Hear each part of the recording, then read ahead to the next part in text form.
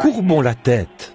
Notre Père Céleste, nous te remercions pour ce cantique, de croire seulement. Nous voyons notre Seigneur, quand il s'est présenté devant ce garçon qui souffrait d'épilepsie. Il a dit, « Je le peux, si tu crois, car tout est possible à ceux qui croient. » Seigneur, viens au secours de notre incrédulité ce soir.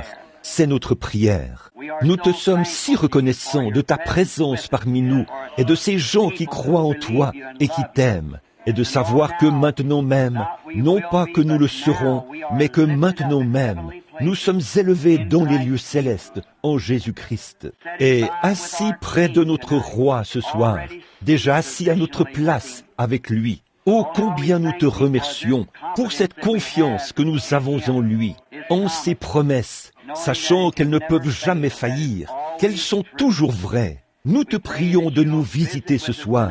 Puisse le Saint-Esprit prendre la parole de Dieu et la dispenser à nos cœurs selon nos besoins, de manière à ce que lorsque nous partirons d'ici ce soir pour rentrer chez nous, que nous puissions parler comme ceux qui revenaient d'Emmaüs un soir et dire « Notre cœur ne brûlait-il pas au-dedans de nous alors qu'il nous parlait en chemin ?» Car c'est au nom de Jésus que nous le demandons. Amen. Vous pouvez vous asseoir. Je suis très heureux d'être de retour ce soir pour vous parler et communier avec vous autour des choses qui appartiennent à Christ. Nous n'avons aucune autre raison d'être ici, si ce n'est cela, communier autour de sa parole. Je suis désolé de vous retenir très tard chaque soir. Quelqu'un m'a parlé, il a dit, ici les gens partent habituellement de l'église à 20h30 ou 21h pour rentrer chez eux. Mais c'est juste que je viens du sud. Je suis un peu lent, vous savez, et je n'arrive pas à élaborer les idées avec une grande rapidité. Je dois en quelque sorte prendre mon temps là-dessus. Mais je suis vraiment reconnaissant de la belle collaboration que je reçois de vous qui croyez en Dieu ici. Votre belle collaboration fait en sorte que c'est très facile pour le Saint-Esprit d'agir parmi les gens. J'aimerais pouvoir trouver cela partout. C'est vrai. Des endroits où on peut rencontrer des gens qui croient. Peu importe ce que Dieu fait, peu importe le don qu'il pourrait déployer, il faut que les gens y croient, vous voyez, parce que tant qu'on n'y croit pas, c'est sans effet. Une fois, Jésus est parti d'une autre contrée pour aller vers les siens. Ils ont dit, « Nous avons appris que tu as fait telle et telle chose à tel endroit, mais dans ce lieu-ci, il n'a pas pu faire beaucoup de miracles. » Bon, nous n'aimons pas le dire de cette manière, mais c'est de cette manière que le dit l'Écriture, qu'ils ils ne pouvaient pas faire beaucoup de miracles à cause de leur incrédulité. La puissance de Dieu opère dans les limites de votre foi en elle. Voyez, voilà la seule chose qui la limite, votre foi. Et si tout est possible à ceux qui croient en elle. Voyez, il y a dans le ciel un grand Dieu, et si seulement nous pouvons avoir un contact direct avec lui, tout est possible. Voyez, mais il nous faut entrer en contact avec lui, sans aucune perturbation dans la réception, juste un canal limpide entre nous et Dieu. Puis il a dit, si vous dites à cette montagne, ôte-toi de là, et ne doutez pas en votre cœur, mais croyez ce que vous avez dit. Or, vous ne pouvez pas bluffer. Satan ne se fait pas avoir si facilement. Alors, vous ne pouvez pas bluffer. Mais quand vous en êtes vraiment certain, alors ça ne peut pas faire autrement qu'arriver, vous voyez. Ça doit arriver. Donc, nous sommes ici, nous l'adorons. Il est merveilleux. est le plus beau entre 10 000 pour notre âme. Nous sommes vraiment heureux d'être assis ici avec vous ce soir, en ce merveilleux moment de communion fraternelle. Maintenant, vous qui aimez lire la parole ou noter les passages. Ce soir, j'ai pensé, comme j'ai tant prêché sur le sujet de la guérison divine, j'ai un peu changé de sujet ce soir.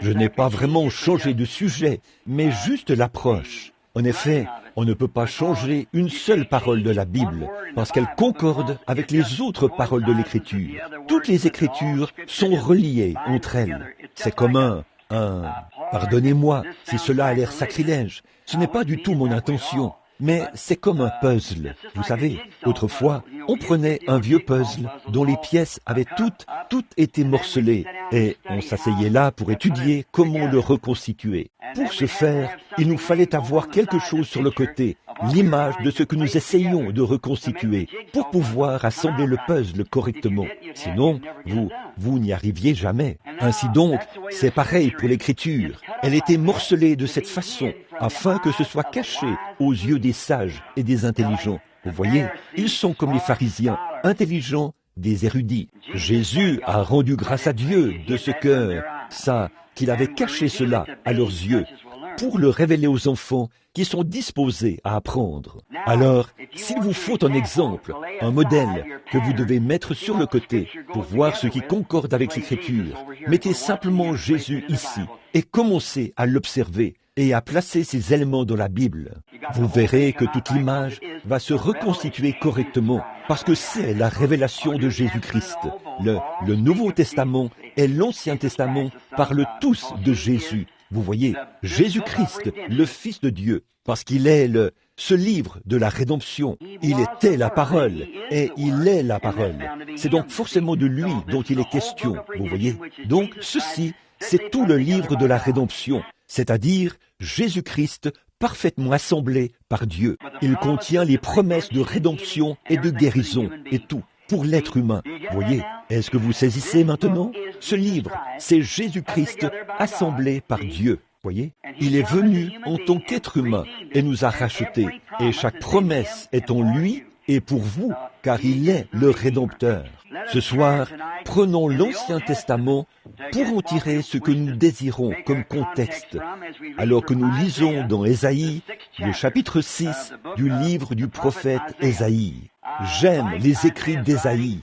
C'était un grand prophète. Saviez-vous qu'Ésaïe a écrit la Bible au complet? Comme un prélude à la Bible?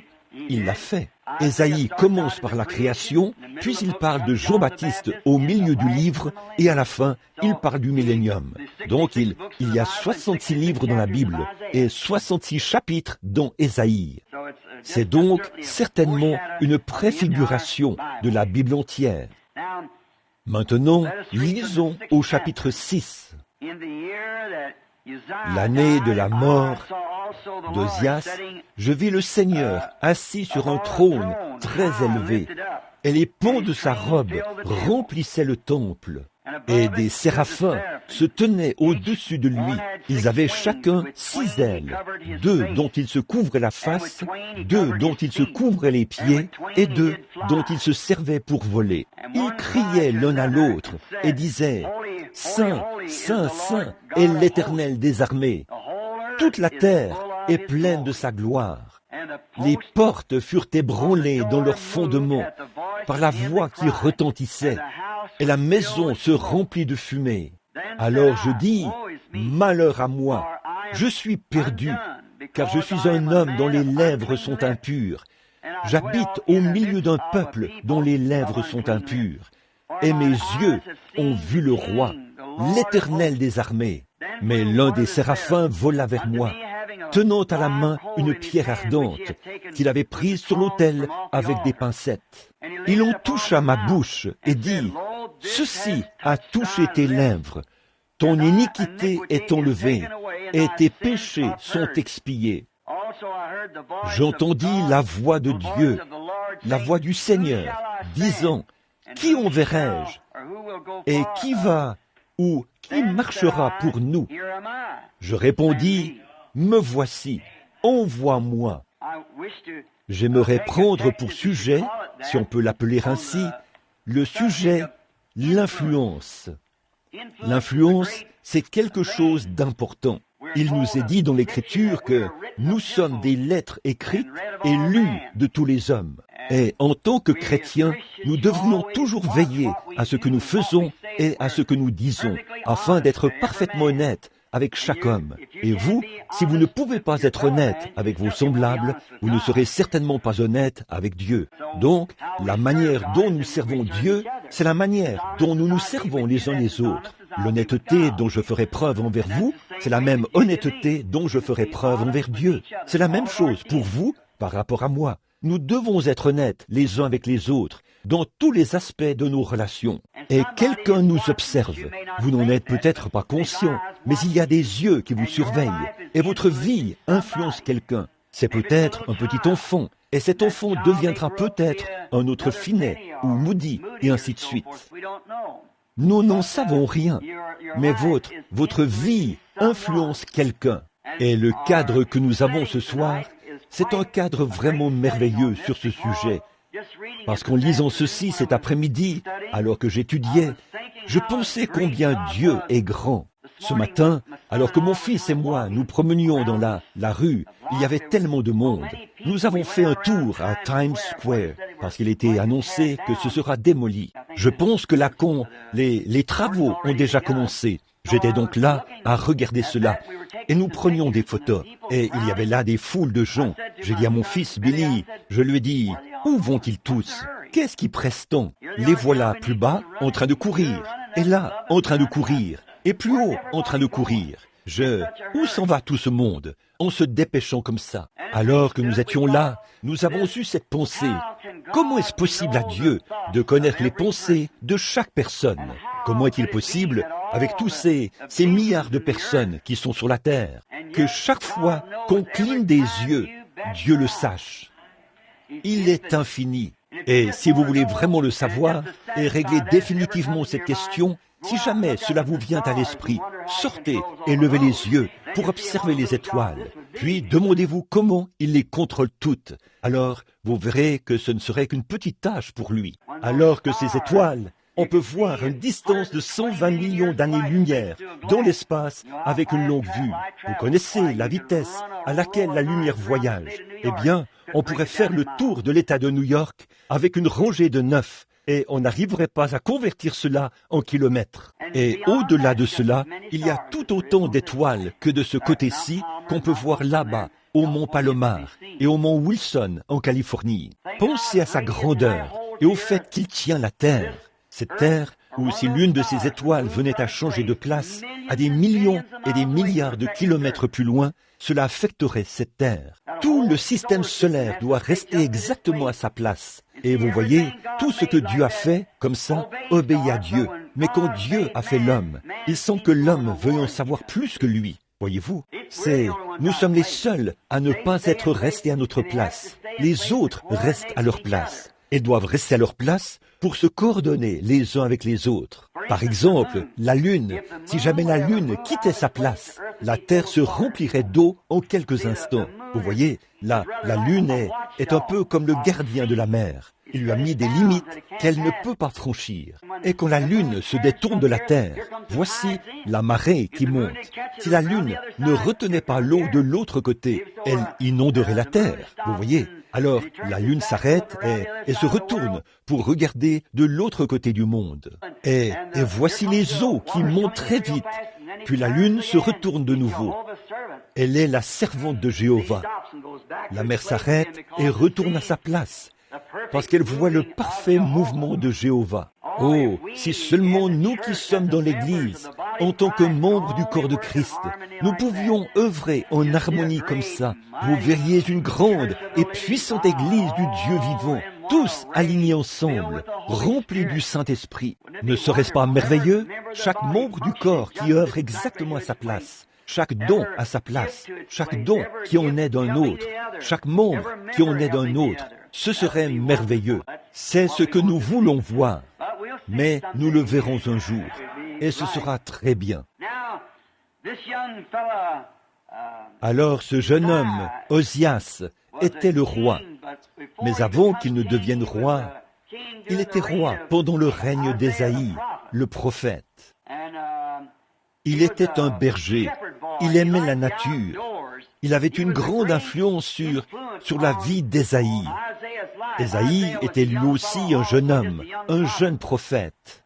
Vous pouvez lire l'histoire si vous voulez prendre 2 Chroniques 26, où ce passage vous dira qu'à l'âge de 16 ans, après la mort de son père, un homme juste, il est devenu, on l'a pris pour l'établir roi d'Israël. Il a commencé à régner à l'âge de 16 ans. Il avait été influencé par ses parents.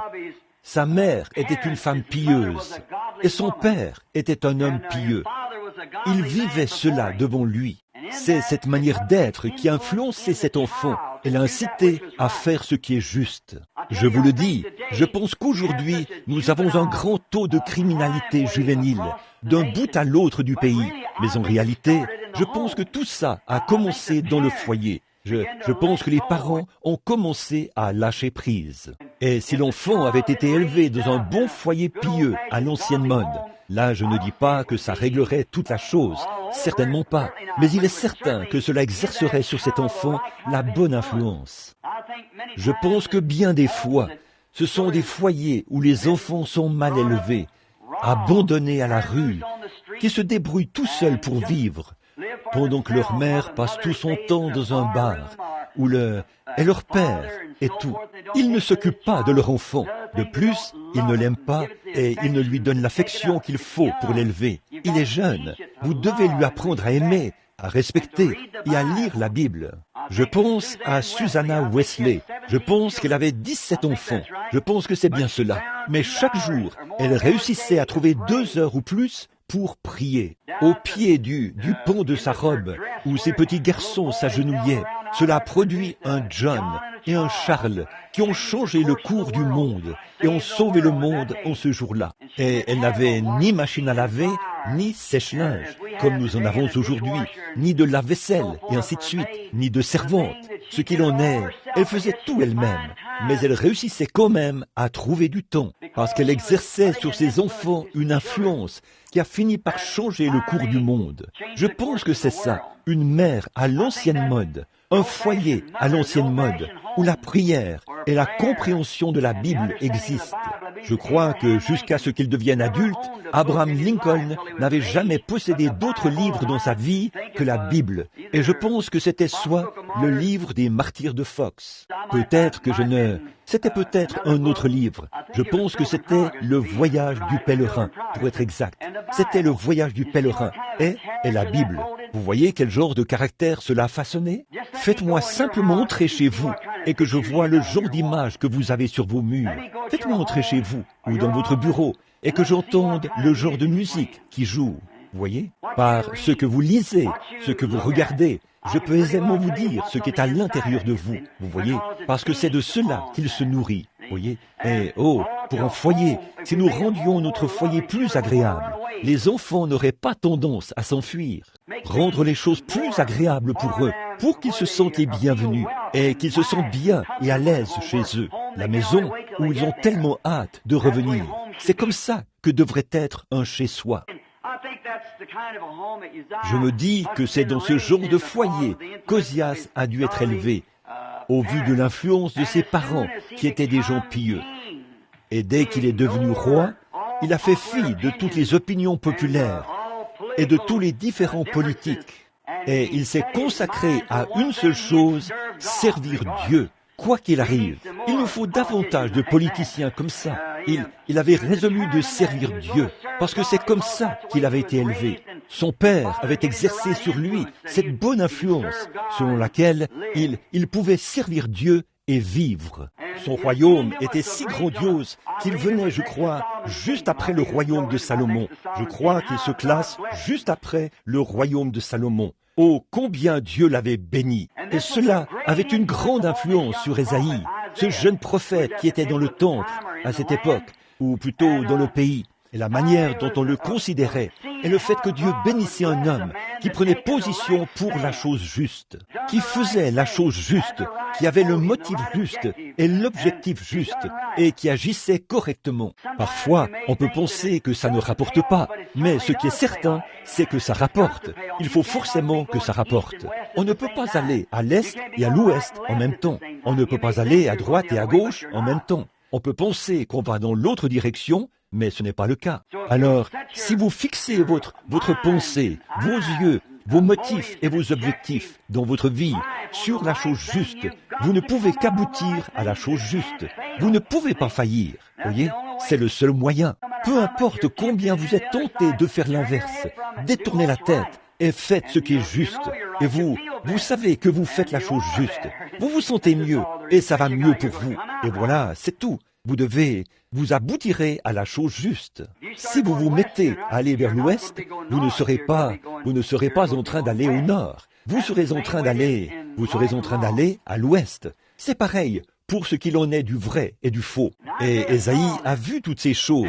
Il a vu combien Dieu l'avait béni et toutes les nations environnantes, sa renommée s'était répandue jusqu'en Égypte. Et le fait que les nations ne voulaient pas lui faire la guerre, elles voyaient que Dieu était avec lui. Alors elles lui envoyaient des offrandes de paix, des troupeaux de brebis et tout, pour les lui donner, afin que la paix règne. Et c'était un brave homme. Et je crois que si une nation, ou un peuple, ou une église, ou un individu, peu importe combien les critiqueurs vous critiquent, faites simplement la chose juste. Les gens auront du respect pour vous, au fond de leur cœur. Et j'ai vu que c'est la vérité. Voyez, soyez honnête et droit. Les gens respecteront cela. Et même s'ils sont dans l'erreur, ils respecteront quand même cela. Voyez-vous, parce que l'être humain, il est simplement comme ça. Nous sommes tous humains. Nous savons que le vrai et le faux existent. Et nous devons accepter cela. Et Osias vivait selon ses valeurs. Comme je l'ai dit, il exerçait une grande influence sur Ésaïe le prophète. Par la suite, Osias a commis cette erreur fatale, comme le font tant d'autres personnes. Quand il a eu un sentiment de sécurité, a eu le sentiment qu'il avait la main mise sur tout, son esprit s'est élevé. Il s'est enflé d'orgueil. Voilà donc un vrai exemple pour nous tous. Vous savez, c'est ça le problème. Je parle à des chrétiens et à des ministres, et je tiens à être honnête à ce sujet. Et c'est justement là que même beaucoup de ministres commettent une erreur. Nous avons tant de fois entendu parler des ministres, des actes qu'ils posent, et ces choses, certains d'entre eux qui font peut-être des choses qu'ils ne devraient pas faire. Je pense que parfois, ce sont de braves hommes, de merveilleux chrétiens qui ont été utilisés par le Seigneur, et ils finissent par construire un petit royaume autour d'eux, ou par avoir beaucoup d'influence. Beaucoup de gens assistent à leurs réunions, au point qu'ils deviennent négligents et s'enflent d'orgueil, en quelque sorte. Les gens les acclament et se lèvent, et nous ne devrions pas vraiment faire ça. Souvenez-vous, nous sommes tous, il n'y a personne d'important parmi nous. Nous sommes simplement tous des enfants de Dieu. Voyez-vous, Dieu a fait de certains d'entre nous une chose et des autres autre chose. Eh bien, il m'a créé avec un doigt et un œil, et ainsi de suite. Eh bien, nous devons nous apprécier les uns les autres et ne pas essayer de nous sentir importants. En fait, nous sommes tous reliés à un seul Dieu, vous voyez, et nous descendons tous d'un seul arbre. Voyez? Ainsi donc, bien des fois, nous constatons que les ministres en arrivent à un point où ils ont un peu un sentiment de sécurité. Ils continuent dans cette lancée, et avant longtemps, ils feront ce qu'ils ne devraient pas faire. Et nous savons que bien des fois, les hommes justes et bons en arrivent au point où ils ont trop d'activités sociales. Ils veulent aller à de grandes fêtes. Et avant longtemps, ils commandent un petit verre de temps en temps et ils se laissent entraîner par le monde. Et je pense que c'est là le problème de nos églises aujourd'hui. Je pense que c'est là le problème de notre mouvement pentecôtiste. Maintenant, permettez-moi avant tout de dire ceci clairement. Voyez, vous m'entendez dire des choses au sujet de l'église pentecôtiste. Et je suis pentecôtiste, voyez. Mais là, s'il n'y avait pas de pentecôtiste à New York ce soir, où irais-je prêcher ce message? Voyez, j'apprécie les pentecôtistes. Ce sont mes frères et sœurs. Mais toutefois, si je vois quelque chose qui ne va pas chez mon frère, chez mon enfant, ou qu'il s'agisse de ma femme, ou de quoi que ce soit d'autre, ce qui est juste. Tout parent digne de ce nom corrigera ses enfants. Et je pense que le problème de notre Église, c'est que nous essayons de trop ressembler aux autres. Voyez, nous essayons d'agir comme quelqu'un d'autre, voyez-vous, et nous nous mettons à prendre leurs habitudes. Et avant longtemps, autrefois, je ne me souviens pas des débuts des pentecôtistes, bien sûr, ils existent depuis bien des années, lors de ce mouvement qui a débuté sur la rue Azusa. Mais j'en ai étudié l'histoire, et j'ai lu beaucoup de livres, et j'ai parlé à quelques anciens. J'aurai très bientôt une série de réunions en présence de l'un d'eux, à Shreveport, en Louisiane. Il sera là. C'était l'un des premiers hommes de la rue Azusa. Et voilà donc le début du mouvement pentecôtiste dans ce pays. Il y a environ 50 ans, je suppose. J'ai prêché à l'occasion du jubilé d'or qui a eu lieu au temple McPherson, l'Angelus Temple, à Los Angeles, il y a quelques années. Là, c'était le jubilé d'or qui marquait les 50 ans de la Pentecôte. Vous voyez, mais depuis ce temps-là, tant de petites choses se sont infiltrées dans l'Église, parce que l'Église doit frayer avec le monde chaque jour. Maintenant, je n'ai pas l'intention de revenir là-dessus en ce qui concerne nos sœurs, vous voyez, nos frères. Souvent, il y a de cela bien des années, c'était mal, comme je le disais l'autre soir, pour nos sœurs de se couper les cheveux. Autrefois, les pentecôtistes soutenaient mordicus qu'elles ne devaient pas faire cela et ces autres choses. Mais qu'en est-il? Maintenant, quand nous allons dans différentes régions du pays, nous voyons que nos sœurs pentecôtistes ont adopté ces coiffures qui donnent un air d'hydrocéphale. Vous savez, ces coiffures énormes comme ça. Et on a beau attirer leur attention à ce sujet. Et elles se maquillent. Elles portent des vêtements d'hommes. Et vous dites, là, frère Branham, vous vous en prenez aux femmes. Bon, attendez un instant, je vais m'en prendre aux hommes. Le frère qui laisse sa femme faire ces choses, il n'est pas vraiment maître de sa maison. Voyez, vous ne devriez pas faire cela. Mais de quoi s'agit-il? Nous avons frayé avec tous les autres. Des poules mouillées, issues de séminaires ou d'écoles sont arrivées là, avec une autre opinion à ce sujet. Mais il n'y a qu'un seul exemple parfait, c'est de retourner directement à la Bible. La Bible condamne cela, vous voyez, ce n'est pas juste. Et aussi, nous voyons d'autres choses. Autrefois, c'était mal pour les gens de la sainteté d'assister à des projections de films ou d'aller au cinéma, vous savez. Maintenant, ils y vont tout le temps, voyez. Et aussi, Satan s'est joué de vous. Il a placé la télévision directement dans votre maison. Et voyez-vous, il l'a mise là. Mais auparavant, toutes ces choses étaient mauvaises. Eh bien, qu'est-ce qu'il y a? Vous voyez, ces choses entrent de façon très graduelle, si bien qu'avant longtemps, vous êtes pris. C'est comme une plante grimpante qui pousse autour de vous. Alors, si vous éloignez cette plante grimpante de vous, voyez, et que vous demeurez attaché à Jésus, attaché à la parole, et que vous vous en tenez à elle, voyez, vous pousserez bien droit. Ces choses sont tordues, elles vous font sortir du chemin. Christ vous tire vers le haut. Ces choses vous tirent sur le côté. Et quand on voit une femme, disons la femme d'un ministre, ou un ministre, se mettre à faire une certaine chose, toute son église dira, eh bien, notre pasteur le fait, la femme du pasteur le fait. Pourquoi ne devrions-nous pas le faire? Vous voyez, vous exercez une influence sur quelqu'un, et assurez-vous d'exercer sur lui la bonne influence, vers la bonne voie, et à faire les choses qui sont justes. Or, nous voyons que lorsqu'on s'élève, c'est là qu'on est sur la pente descendante, vous voyez, quand on s'élève soi-même. Et là, nous voyons que cet Osias s'est élevé, parce qu'il avait un sentiment de sécurité par rapport à tout ce qui l'entourait. Il avait sa nation qui était bien gérée, et Dieu l'avait béni. Et il avait de grands vignobles, des troupeaux, des brebis et des mines, et tout ce qui était source de richesse. Toutes les nations étaient en paix avec lui. Alors il s'est élevé au point de penser qu'il pouvait faire tout ce qu'il désirait. Il s'est enflé d'orgueil. Il s'est tellement élevé qu'il a essayé d'usurper la fonction d'un ministre. Il est entré dans le temple, a pris l'encensoir et est allé à l'autel. Et à ce moment-là, le sacrificateur l'a suivi et lui a dit de ne pas faire cela. Et quand on l'a repris, au lieu d'être humble, comme il aurait dû l'être, avant de s'être élevé, il aurait dit « C'est vrai, je n'ai pas le droit de le faire ». Et il aurait déposé l'encensoir ou l'aurait remis au sacrificateur qui était de la maison d'Aaron et qui était établi pour le faire, et uniquement consacré à ce service. Je voyage beaucoup avec les hommes d'affaires du plein évangile. Bon nombre d'entre eux sont assis ici même en ce moment, et je dois prêcher à leur petit déjeuner, samedi matin, à l'hôtel Statler, je crois. Ils ont dit qu'ils avaient déjà vendu 1700 billets pour le petit déjeuner. Donc, il n'y a pas longtemps, je parlais avec eux. Ils avaient fait monter sur l'estrade des hommes d'affaires qui prenaient un sujet et prêchaient l'évangile. J'ai dit, c'est mal ça. Bien sûr que c'est mal. Nous avons déjà assez de difficultés, nous les prédicateurs, à garder cela d'aplomb. Encore moins un homme d'affaires qui n'a pas été destiné à ce genre de choses. Là, il va introduire des petites idées et tout. J'ai dit, vous ne devriez pas faire ça. N'essayez jamais de prendre la place de l'autre. Dieu a fait de vous une certaine chose. Tenez-vous-en à cela. Certainement, restez ce que vous êtes. N'essayez pas d'imiter une autre personne. C'est ce qui détruit toujours les dons que Dieu envoie au monde.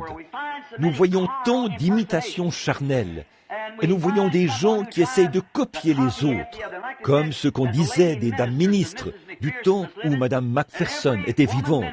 Toutes les femmes ministres portaient ses ailes comme elle le faisait, ou quelle que soit cette chose, et tenaient leur Bible comme elle. Tout ce qu'elle faisait, elle le faisait. Nous remarquons que nous avons tant de Billy Graham aujourd'hui, mais voyez-vous, Dieu a créé un seul et unique Billy Graham. C'est tout. Et vous êtes tout aussi important que Billy Graham, Oral Roberts, ou n'importe lequel de ces hommes célèbres.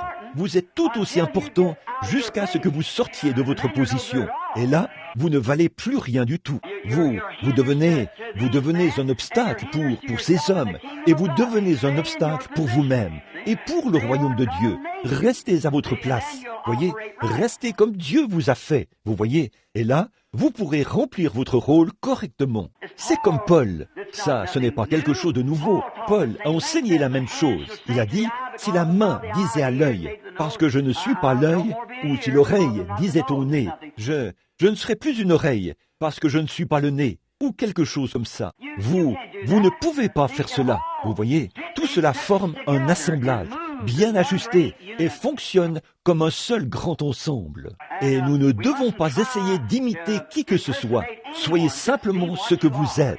Vous voyez, et c'est comme ça que Dieu vous a fait. Vous ne vous êtes jamais façonné vous-même.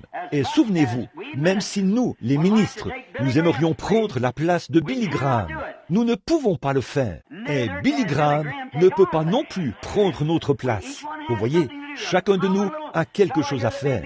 L'homme ordinaire, qui est peut-être concierge ici, ou la petite femme qui est peut-être ménagère, le plus grand ministre sur la face de la terre aujourd'hui ne pourrait pas prendre votre place. Vous, c'est dans un but que Dieu a fait de vous ce que vous êtes.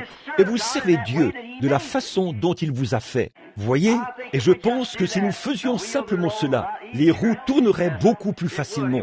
Oui, elles le feraient, si nous faisions cela, et si nous ne cherchions pas à nous élever. Et nous voyons qu'au lieu de... Quand quelqu'un dit quelque chose à quelqu'un, selon les Écritures, et que nous voyons que c'est vrai, au lieu d'essayer de nous humilier, de dire simplement, eh bien là, je me suis trompé, pardonnez-moi, je ne voulais pas, je ne le savais pas, je vais arrêter de le faire.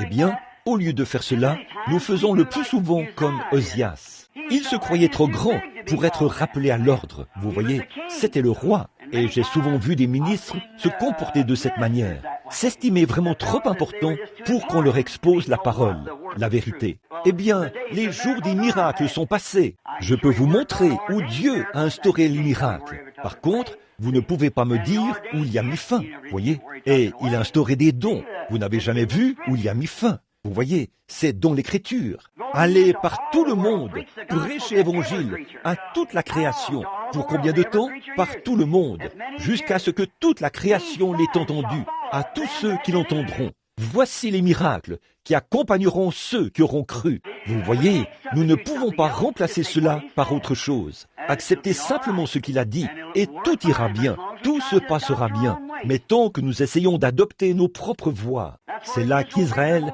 a commis son erreur la plus irréfléchie, alors que la grâce leur avait fourni une colonne de feu, un ange, un sacrifice, qu'elle les avait délivrés, leur avait envoyé un prophète, leur avait envoyé une colonne de feu pour les accompagner et pour conduire le prophète sur le chemin. Et là, dans Exode, chapitre 19, quand ils en sont arrivés au point où ils ont pris la loi au lieu de la grâce, ils ont fait la chose la plus irréfléchie qu'ils aient jamais faite, voyez? Mais ils voulaient quelque chose qu'ils pouvaient faire eux-mêmes.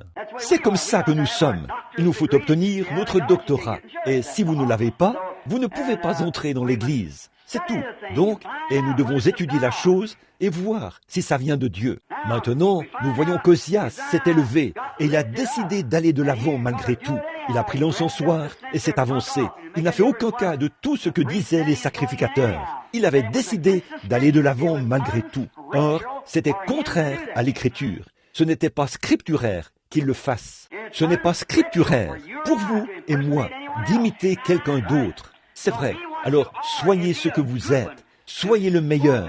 Accomplissez votre but de sorte que les autres puissent vous voir. Si vous êtes une ménagère, soyez-en une vraie. Vous voyez, si vous êtes un mari, soyez-en un authentique. Vous voyez, et si vous êtes un diacre, soyez-en un authentique, ou un prédicateur, ou quoi que vous soyez. Mais n'essayez pas de prendre la place de quelqu'un d'autre. Et alors, quand la parole vous reprend sur un point, si vous vous sentez repris dans votre esprit, alors repentez-vous. C'est tout. Il faut simplement se mettre en règle. C'est la seule chose à faire. Mais Osias ne voulait pas le faire.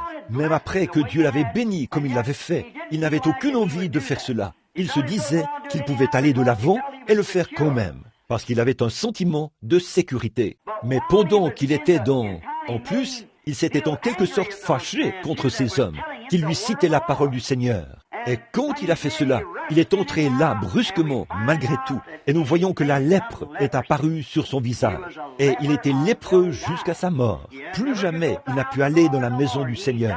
Il est mort lépreux. Même après qu'il a vu la main de Dieu, combien Dieu avait été bon vers lui, et tout ce qu'il avait fait pour lui. Cet homme est mort, isolé et lépreux. Bon, nous sommes libres d'agir de la sorte. Nous avons vu beaucoup de choses, mais n'allez jamais penser que nous sommes tellement en sécurité que Dieu ne peut pas exercer de jugement sur nous. Vous voyez? Souvenez-vous, n'essayez pas d'imiter quelqu'un d'autre. Soyez simplement ce que vous êtes. Si Dieu a fait de vous un pentecôtiste, soyez-en un vrai. Voyez-vous? Si Dieu, n'en ayez pas honte. Je n'ai pas honte d'être un être humain. Je n'ai pas honte d'être américain. Je n'ai pas honte d'être ministre. Je n'ai pas honte de l'évangile que je prêche. En effet, je sais que beaucoup pensent que j'ai perdu la raison. Même ma brave mère, cette femme juste, qui est morte il y a quelques années. Quand je venais de recevoir le Saint-Esprit, personne dans notre région ne savait rien au sujet de cela. Je n'étais qu'un jeune prédicateur baptiste local, âgé d'une vingtaine d'années. Mais quand j'ai reçu le Saint-Esprit, ma mère a dit, « Ce garçon a perdu la raison. » Voyez ? Mais peu importe ce que pensait maman, j'avais trouvé cette perle de grand prix. C'était peut-être l'impression qu'elle avait à ce sujet, mais pour moi, c'était réel. Vous voyez, ça l'était. C'était ce quelque chose d'authentique que j'avais trouvé en Dieu. En effet, quand j'étais plus jeune, j'avais toujours cru que ceci, c'était la parole de Dieu et qu'elle était immuable. Jésus a dit, « Les cieux et la terre passeront, mais mes paroles ne changeront jamais. Elles ne passeront jamais. Vous ne pouvez rien y substituer. C'est exactement tel que c'est écrit, et nous la croyons telle qu'elle. N'y ajoutez rien, non retranchez rien. » Vous savez, dans le livre de l'Apocalypse, on y dit, « Quiconque ajoutera une parole ou retranchera quoi que ce soit de ce livre, quoi ? La malédiction viendra sur lui. Alors, laissez-la exactement comme elle est, et croyez-la telle qu'elle, et Dieu honorera cela. » Bon, il avait été frappé parce qu'il s'était enflé d'orgueil. Il avait le sentiment qu'il était le seul qui comptait, qu'il pouvait faire comme bon lui semblait, et que personne ne pouvait l'en empêcher. Nous avons eu un frère, il n'y a pas longtemps, que j'ai vraiment pris en pitié. On aurait dit que tout le monde s'en prenait à lui. On accusait le frère d'avoir fait quelque chose de mal. ce sont les journaux qui portaient cette accusation. Mais je me suis mis à réfléchir à ça. Accuser cet homme, j'ai vraiment pris son parti, parce que je ne partage certainement pas son point de vue. Mais l'homme qui avait écrit un article et l'avait publié dans un magazine, il accusait cet autre homme d'avoir dit et fait toutes ces choses. Et un soir, lors d'une réunion à Minneapolis, on m'a dit que celui qui avait écrit l'article dans ce magazine était présent. L'article venait de paraître dans un magazine chrétien et c'était le Christian Digest. Alors on m'a signalé la présence de cet homme. On m'a dit, le voilà assis là-bas. Il avait déclaré dans cet article que ce ministre avait écrit quelque chose, un livre, et pourtant il ne l'avait pas fait. Je le sais. C'est une dame qui avait écrit ce livre, et je connaissais cette dame. Les démons qui mordent. Alors j'ai dit, eh bien maintenant, j'aimerais dire une chose. Bon, je ne partage peut-être pas le point de vue de ce ministre, mais je pense que si le rédacteur en chef de cette chronique, s'il n'a pas bien vérifié son texte avant d'affirmer que cet homme a écrit cet article, et je sais qu'il ne l'a pas fait, vous voyez, alors je crains que beaucoup d'autres choses qu'il a dites au sujet de ce ministre soient fausses. Puis, j'ai dit ceci, je préférerais même être dans l'erreur en essayant d'amener quelqu'un au salut que d'essayer de faire obstacle à quelqu'un qui essaie d'amener quelqu'un au salut. Oui, je préférerais prendre position pour cet homme à tout moment que d'essayer de critiquer ou de démolir ce que quelqu'un d'autre est en train de construire, même s'il avait commis une erreur ou fait quelque chose de mal. Donc, nous devons faire attention. Nous influençons les autres par nos actes. Alors, quand cet homme a été frappé de cette lèpre, qu'il s'est enflé d'orgueil, cela a été une grande leçon pour ce jeune prophète. Il a appris là, et cela a été une grande leçon pour lui, que c'est Dieu qui attribue à son homme la place qu'il doit occuper. Voyez, l'homme ne peut pas s'attribuer lui-même une position. C'est Dieu qui attribue à son homme la position qu'il doit occuper. C'est Dieu qui fait de vous ce que vous êtes, voyez. Et c'est Dieu qui attribue à son homme la position qu'il doit occuper. Il ne doit donc pas essayer de prendre la place de quelqu'un d'autre. Et Ésaïe a tiré une leçon de cela. Il ne devait pas fixer les yeux sur les êtres humains, prendre exemple sur eux. Il devait fixer les yeux sur Dieu. Or ça, c'est nous. Tout homme est sujet à faire des fautes. Il est sujet à l'erreur, parce qu'il est humain. Il est sujet à enfreindre les lois de Dieu. Et il est sujet à beaucoup de choses, parce que Satan le tente, et qu'il n'est qu'un être humain. Et si Dieu retirait ses mains de sur lui, alors il tomberait. C'est tout. J'ai entendu des gens dire, « Oh, Satan ne peut pas faire ça. » Oui, que Dieu retire une fois sa main, et regardez bien ce qui arrivera. Je l'implore constamment, « Oh Dieu, ne l'envoie pas. Sois miséricordieux envers moi. Tiens-le loin de moi. » Voyez-vous, j'ai besoin de la miséricorde de Dieu, et nous en avons tous besoin. Bon, nous voyons qu'Ésaïe s'était beaucoup appuyé sur ce bon roi, et maintenant, cet appui lui avait été retiré. Le roi était mort, décédé de la lèpre, dans la honte. Or, Ésaïe, au cours de cette période où le roi s'était élevé, et bien ensuite, son jeune fils allait prendre sa place. Et là, nous voyons que le peuple avait atteint un horrible niveau d'immoralité. Quand il n'y a pas de vrais conducteurs pieux, les gens tombent dans l'immoralité. Je pense que c'est ce qui ne va pas chez nous aujourd'hui, dans notre nation, dans nos églises et tout. Il nous faut des conducteurs pieux, des gens qui montrent l'exemple à suivre. Mais là, il a fait savoir à Ésaïe qu'il ne pouvait pas regarder aux hommes. Et un jour, Ésaïe, alors qu'il allait ça et là, il a dû ressentir une grande fatigue. Sachant qu'il avait une grande responsabilité, il est allé au temple pour prier. Eh bien, voilà une bonne chose à faire pour nous tous, aller au temple pour prier. Et nous remarquons que lorsqu'il était en train de prier à l'autel, tout à coup, étant un prophète, il a eu une vision.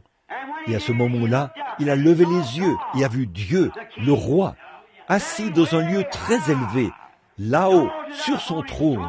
Et les pans de sa robe remplissaient ce lieu, voyez-vous. Alors, il a vu un vrai exemple. Il a vu quelqu'un en qui il pouvait mettre sa confiance, qui ne pourrait jamais être frappé de lèpre, quelqu'un qui ne pourrait jamais faillir. Autrement dit, il disait à Ésaïe, « Voici, tu as placé ton espérance en un homme, et cela a échoué. Tu as placé ta... Regardez à cet homme, comme un exemple à suivre, et il a échoué. Maintenant, lève les yeux ici, vers moi. Je suis le Dieu qui ne faillit pas. Et je pense que c'est ce que nous devrions faire aujourd'hui en tant que ses serviteurs. Nous devrions regarder à lui. Jésus est notre exemple et nous devons regarder à lui, qui est le chef et le consommateur de notre foi. Maintenant, nous voyons que dans cette vision, il a vu Dieu assis sur un trône très élevé. Puis il a remarqué autre chose. Remarquez, dans le temple où il se trouvait, il était entouré de séraphins célestes. Si vous cherchez ce mot, je pense qu'il ne paraît qu'une ou deux fois dans la Bible. Ce ne sont pas des chérubins, mais ils viennent après les chérubins. C'est en quelque sorte un être angélique. Pourtant, ce n'est pas un ange, et c'est un ange, mais c'est une personne spéciale. Ce qu'ils sont ceux qui brûlent les sacrifices dans la Bible. Et là, le sacrifice, bien sûr, fait entrer ou ouvre aux pécheurs la voie de la sainteté.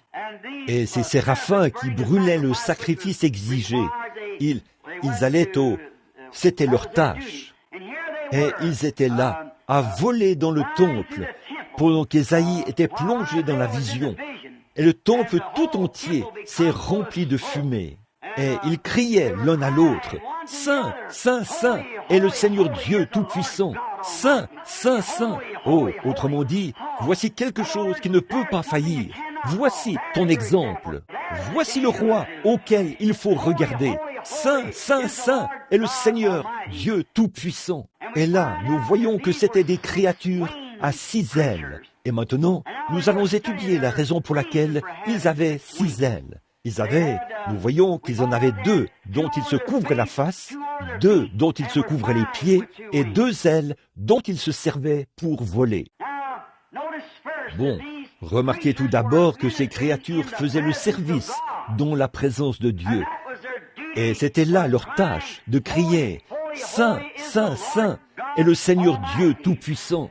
Et ils criaient jour et nuit dans sa présence, alors que le sacrifice reposait là. Saint, Saint, Saint est le Seigneur Dieu Tout-Puissant. Et je veux vous faire remarquer quelque chose ici, et réfléchissez-y. Ces séraphins avaient 2 ailes dont ils se couvraient la face. Pourquoi se couvraient-ils la face? Parce qu'ils étaient dans la présence de Dieu. Et pensez un peu, si les saints anges doivent se couvrir la face dans sa présence, qu'en est-il de nous? Avoir des ailes dont ils se couvraient la face, cela représentait la révérence. Mais aujourd'hui, nous constatons qu'il n'y a pas de révérence. C'est à peine si on voit de la révérence. Les gens n'ont aucun respect pour Dieu. Ils se tiennent là et chantent « Que Dieu bénisse l'Amérique » dans un bar. C'est terrible, la façon dont ils se conduisent. Aujourd'hui, je suis allé quelque part pour m'offrir un sandwich. Et la petite dame, je ne suis pas en train de faire des remarques à son sujet, mais je pensais qu'elle se mourait. On aurait dit que le dessous de ses yeux était en état de décomposition. Elle avait du bleu partout. Et elle s'est présentée là, à peine habillée, et m'a dit « Qu'est-ce qu'on vous sert ?» J'ai dit « Pourriez-vous m'apporter un sandwich et un verre de babeur ?» Et elle a dit « Du bourbon avec quelque chose, une sorte quelconque ?» J'ai dit « Non, madame, vous m'avez mal compris. » J'ai dit du babeur. Et elle a dit « Oh, a-t-elle dit, ne voulez-vous pas quelque chose à boire ?» J'ai dit « Je veux du babeur. » Et elle a dit « Eh bien, vous tous, ne voulez-vous pas? Le soir, nous servons telle et telle chose. » J'ai dit « Je suis un ministre. » Elle a dit « Eh bien, nos prêtres catholiques viennent boire ici. » J'ai dit « Je ne suis pas un prêtre catholique, madame. Je veux un verre de babeur. » On aurait dit que cette femme était sous le choc. Elle ne savait pas ce que c'était. Voyez? Voilà dans quel état se trouve le monde. Alors, si un prêtre y va pour boire, l'assemblée a le droit de boire. Voilà votre exemple, vous voyez. Oh là là, combien nous vivons dans la corruption. Il nous faut un grand ménage, de la chair jusqu'au... Oui, monsieur, certainement. Quelle corruption dans le monde. Et ces gens n'ont aucune révérence, aucun respect. Les gens d'aujourd'hui ne respectent pas Dieu. Ils n'ont aucune révérence. ils prennent son nom en vain et racontent des plaisanteries grossières. Et même les ministres le font. Si vous entendez une plaisanterie, je suppose que ce n'est pas grave. Mais les ministres devraient être des exemples, je pense, de ce qu'est la droiture et la sainteté. Et je pense que c'est peut-être pour ça que nous n'allons pas aussi loin que nous le devrions. Nous ne nous approchons pas avec la sincérité que nous devrions avoir à ce sujet. Quand vous vous conduisez n'importe comment et que vous continuez comme ça, vous perdez ce petit grain de sincérité. Vous savez, il y a quelque chose à ce sujet. Vous devez vous rappeler que Dieu veille sur vous à chaque heure. Il veille sur vous pendant que vous dormez. Bon, je pense que la raison pour laquelle les gens font ces choses, c'est qu'ils ne sont pas conscients de sa présence. Vous voyez, mais il est quand même là, que vous pensiez qu'il est là ou pas. Il voit chaque regard que vous posez et chaque geste que vous faites. Il sait tout à ce sujet, mais nous devrions en être conscients. Autrefois, à mes débuts parmi les pentecôtistes, nous avions l'habitude de chanter un petit cantique qui disait « Tout le long du chemin vers la véritable demeure de l'âme, il y a un œil qui te surveille. À chacun de tes pas, ce grand œil est éveillé. Il y a un œil qui te surveille. » Voyez, vous souvenez-vous de ce cantique? Eh bien, c'est vrai. Dieu, par son omniprésence, sait ce que vous faites et connaît même vos pensées. Une fois, alors que j'étais dans une vision, je parlais à un être qui se tenait près de moi. Et il a répondu, il a dit, « Tes pensées résonnent plus fort dans les cieux que ta voix sur la terre. » Il sait ce que vous pensez. Vous pourriez dire que vous faites ceci et que vous faites cela. Mais voyez-vous, au fond de votre cœur, si vous pensez autre chose, vous faites quelque chose de mal. Vous devriez être exactement ce que vous êtes. Vous voyez, le cœur, la bouche ne devrait prononcer que ce qu'il y a dans le cœur. Voyez? Et donc, nous voyons que les gens ne sont pas conscients de la présence de Dieu. Vous savez, ils devraient être comme David, l'homme qui était selon le cœur de Dieu. Il a dit, « Le Seigneur est constamment devant moi. Partout où il va, il se souvient que Dieu est constamment devant lui. Il est à ma droite et je ne chancelle pas. Parce que Dieu est à sa droite. » La révérence. Nous devons nous honorer les uns les autres, nous respecter les uns les autres en tant que frères et sœurs, et nous aimer les uns les autres d'un amour immortel. Vous dites, eh bien, j'en suis vraiment incapable. Bon, restez simplement ici un peu plus longtemps, et alors vous aussi, vous aimerez les gens, vous aimerez ceux qui ne vous aiment pas. Voilà vraiment un bon signe du christianisme, lorsque, du plus profond de votre cœur, vous pouvez aimer ceux qui ne vous aiment pas, aimer ceux qui ne sont pas aimables. Jésus a dit, si vous ne rendez service qu'à ceux qui vous rendent service, eh bien, les publicains en font de même. Mais voyez, vous devez être gentils envers ceux qui ne sont pas gentils envers vous. Faites du bien à ceux qui vous feraient du mal. N'oubliez jamais cela. Ne perdez pas cela de vue. Dieu vous observe. Souvenez-vous, Dieu a été bon envers vous quand vous étiez méchants envers lui. Lorsque vous étiez encore des pécheurs, Christ est mort pour vous. Maintenant, nous voyons que ces ailes dont ils se couvraient la face, c'était parce qu'ils étaient dans la présence de Dieu. Révérend. Et si un saint séraphin doit cacher sa face avec un voile spécial, lui qui ne connaît pas le péché et qui n'a jamais péché, mais pourtant, dans la présence du Dieu saint, il doit cacher sa sainte face dans la présence de Dieu. Que fera un hypocrite ce jour-là? Que fera le rétrograde ce jour-là? Que fera l'impie ce jour-là, quand vous vous présenterez là et vous devrez vous tenir devant lui? Il n'y a qu'une seule chose. Vous dites, mais il ne m'a pas doté d'ailes pour que je puisse me couvrir la face.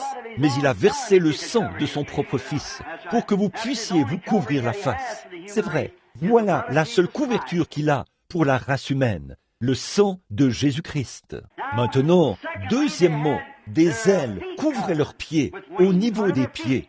Et ça représentait l'humilité. Oh, il y a un mot qui a disparu chez beaucoup de gens aujourd'hui. L'humilité dans sa présence. Nous humilier dans sa présence. J'ai vu le Saint-Esprit entrer dans la pièce et accomplir, faire exactement les choses que la Bible a dit qu'il ferait. Discerner. Et j'ai vu des gens se lever et sortir. J'ai vu des gens s'asseoir là et parler, rire et se moquer de cela pendant que cela se déroulait. Je me souviens qu'un soir, un ministre avait amené 28 membres de son assemblée et ils étaient tous assis. C'était à Jonesboro, dans l'Arkansas. Et il y avait là un garçon épileptique. Il souffrait d'épilepsie. Et ça, c'est un démon. C'est un démon. Voilà ce que c'est. Les médecins ne savent pas ce qui cause cela. C'est un démon. Et ils avaient une pince à linge enveloppée autour d'un chiffon. Quand il était en crise, ils mettaient cela dans la bouche de ce garçon parce qu'il se mordait la langue. Ils avaient amené ce garçon et là, sur l'estrade, il a fait une crise. Évidemment, dès qu'ils sont le moindrement excités, ils font une crise. Alors, pendant que nous nous préparions à prier pour le garçon, j'ai dit, est-ce que tout le monde veut bien courber la tête en guise de respect? Puis j'ai prié pour lui. Et l'esprit ne voulait pas quitter le garçon. J'ai regardé autour de moi et j'ai vu un petit groupe assis quelque part. J'ai dit, voudriez-vous courber la tête? J'ai dit, vous devez obéir. J'ai dit, ça, c'était la commission. Si tu amènes les gens à te croire et que tu es sincère quand tu pries, j'ai dit, voudriez-vous courber la tête? Cet homme s'est moqué de moi. Ainsi donc, je me suis retourné, mais cela ne voulait pas quitter le garçon. Et il y avait là des centaines de personnes, 5 fois plus que le nombre de personnes assises ici ce soir, qui étaient assises là. Oui, bien plus nombreuses. On disait qu'il y avait là 28 000 personnes. Alors, ils étaient tous. Alors je lui ai dit, je ne ferai pas cela, monsieur. Et il était membre d'une église dénominationnelle qui se moquait de la guérison divine, qui ne croyait pas qu'une telle chose existe. Alors, j'ai regardé autour de moi. Ce pauvre garçon avait la gorge toute gonflée. Sa mère essayait de ne pas pleurer, comme ça. Et le garçon essayait d'avaler et agissait ainsi. J'ai dit, Père Céleste, ne permets pas que ce garçon innocent souffre à cause de ce groupe de coupables. Tu vois, j'ai dit, c'est ta parole. Et j'ai été honnête, je leur ai dit quoi faire. Et beaucoup d'épileptiques ont été guéris ici dans les réunions. J'ai dit, ne permets pas que ce garçon innocent souffre. Sa mère et son père l'ont amené ici. J'implore ta miséricorde. Alors, je me suis retourné et j'ai dit, au nom du Seigneur Jésus, par la foi, par la commission que m'a donnée le Dieu Tout-Puissant, ce démon ne peut pas retenir ce garçon. Tu es libre. Voyez, si ceux qui désobéissent veulent continuer dans la désobéissance, alors tu es libre d'aller vers eux. Mais sors de ce garçon. Et j'ai vu 28 personnes, y compris leur pasteur, être prises d'une crise d'épilepsie et avoir des convulsions, encore et encore et encore, par terre, comme ça. Et pour autant que je sache, ces gens en souffrent encore. Vous voyez? Maintenant, voyez-vous, vous ne devez pas manquer de respect. Vous devez vous humilier. Combien d'entre vous ont assisté à des réunions et ont vu des choses semblables se produire dans mes réunions? Juste, eh bien, vous voyez? Certainement. Oui, monsieur. Une fois, on a fait venir un homme pour qu'il m'hypnotise. Je suppose que beaucoup d'entre vous s'en souviennent. On l'amenait dans des camps militaires et il hypnotisait les soldats et les faisait aboyer comme le ferait un chien. Ces gens cherchaient à me tourner en dérision. J'étais là, dans une salle, et ils ont fait venir cet homme. Et quand la ligne de prière a commencé, j'ai senti qu'il y avait un mauvais esprit quelque part. On peut toujours les identifier, ceux qui doutent. Ils pensent qu'ils ne... On peut ressentir cela. C'est différent.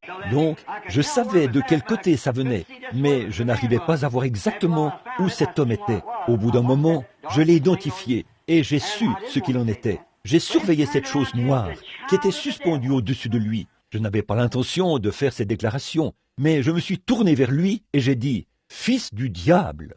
Voyez, pourquoi le diable t'a-t-il inspiré à faire cela? Parce qu'il a fait cela. C'est quelque chose en moi qui le disait. On te portera pour sortir d'ici. Et il est toujours paralysé. Voyez, j'ai reçu lettre après lettre. Venez le voir. J'ai répondu, la seule chose que je sache, c'est la repentance. Vous voyez, ce n'est pas moi qui ai fait cela. C'était à cause de votre manque de respect envers Dieu. Voyez, ne faites donc pas cela. Nous vivons des temps où les gens se disent que cette sainteté devant Dieu n'est qu'un genre de faux semblant, ou qu'il s'agit d'un genre de bons d'ignorants, un genre de secte, ou de clan, ou quelque chose comme ça. Mais je vous assure, frère, il se peut qu'il y ait beaucoup de faux semblants. Je ne dis pas qu'il n'y en a pas. Je ne peux pas dire cela. Je ne suis qu'un homme. Je ne suis pas là pour juger. Je suis là pour prêcher. Mais il y a un authentique Saint-Esprit, une authentique puissance apostolique du Saint-Esprit. Dans les pays étrangers, des sorciers guérisseurs et autres, des démons se lèvent pour lancer des défis. Oh, si seulement je m'écarterais de mon sujet, si je me mettais à vous parler de ces choses. Et qu'est-ce qui arrive? Le Saint-Esprit, pas une seule fois, je ne l'ai vu manquer de le faire. Il le fera chaque fois. Alors, remarquez qu'il avait des ailes dont il se couvrait les pieds en signe d'humilité. Nous n'aimons pas nous rabaisser. Nous aimons croire que nous sommes quelqu'un. Je me rappelle avoir visité un petit musée il n'y a pas longtemps. Et ils avaient exposé l'analyse de la valeur des éléments chimiques du corps d'un homme de 70 kilos. Je crois que la valeur des éléments chimiques de son corps, c'était 84 cents. Pour un homme de 70 kilos, il avait du calcium et juste assez de chaud pour peut-être asperger le nid d'une poule et tout.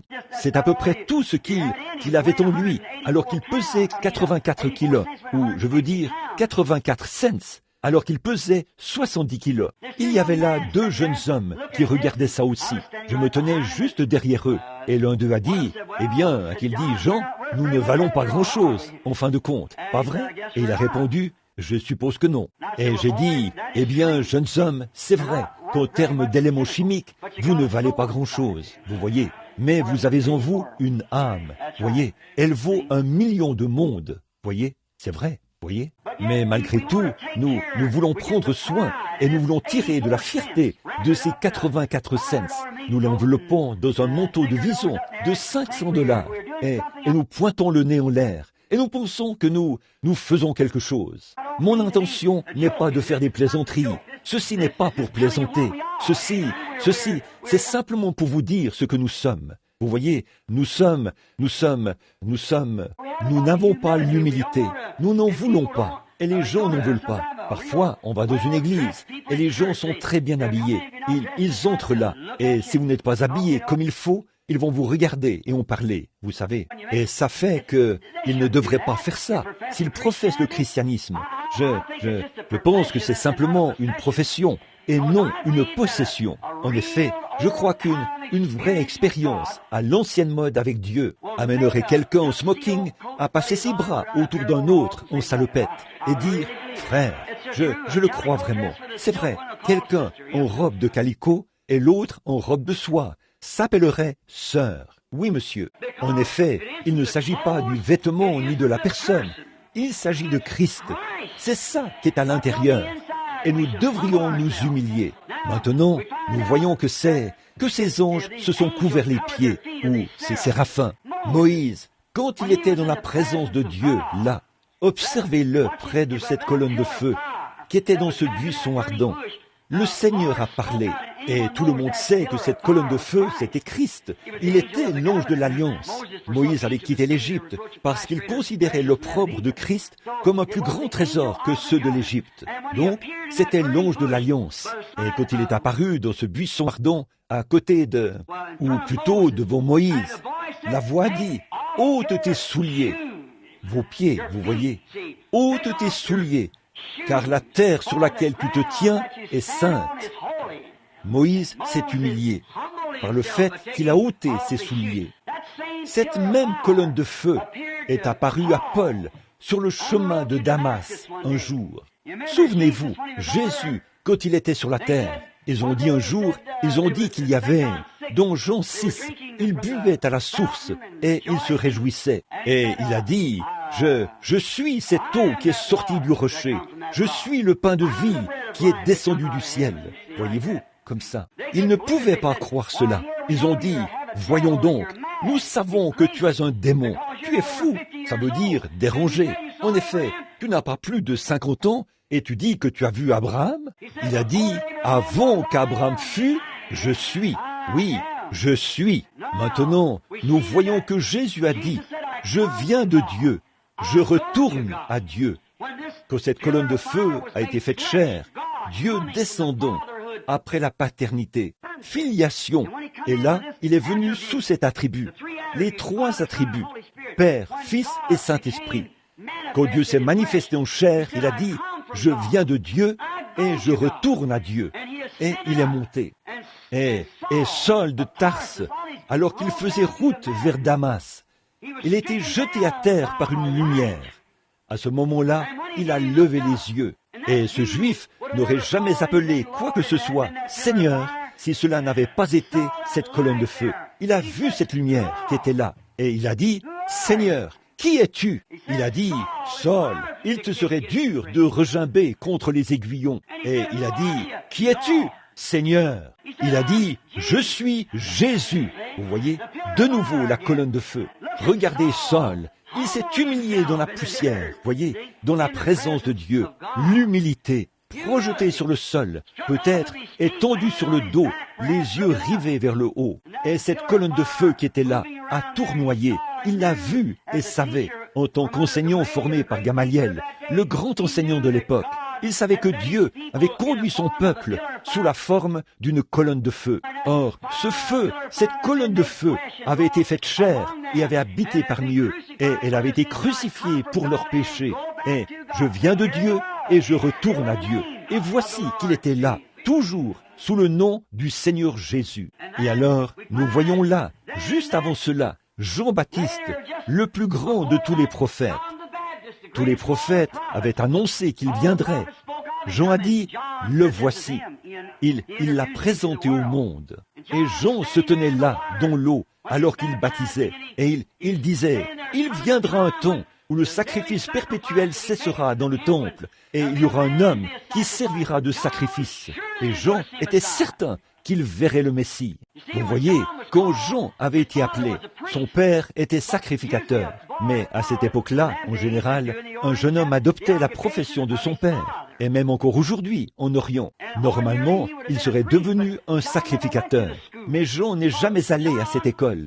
En effet, à sa naissance, dès le sein maternel, Jean était rempli du Saint-Esprit. Quand Élisabeth avait conçu, le bébé était mort dans son sein.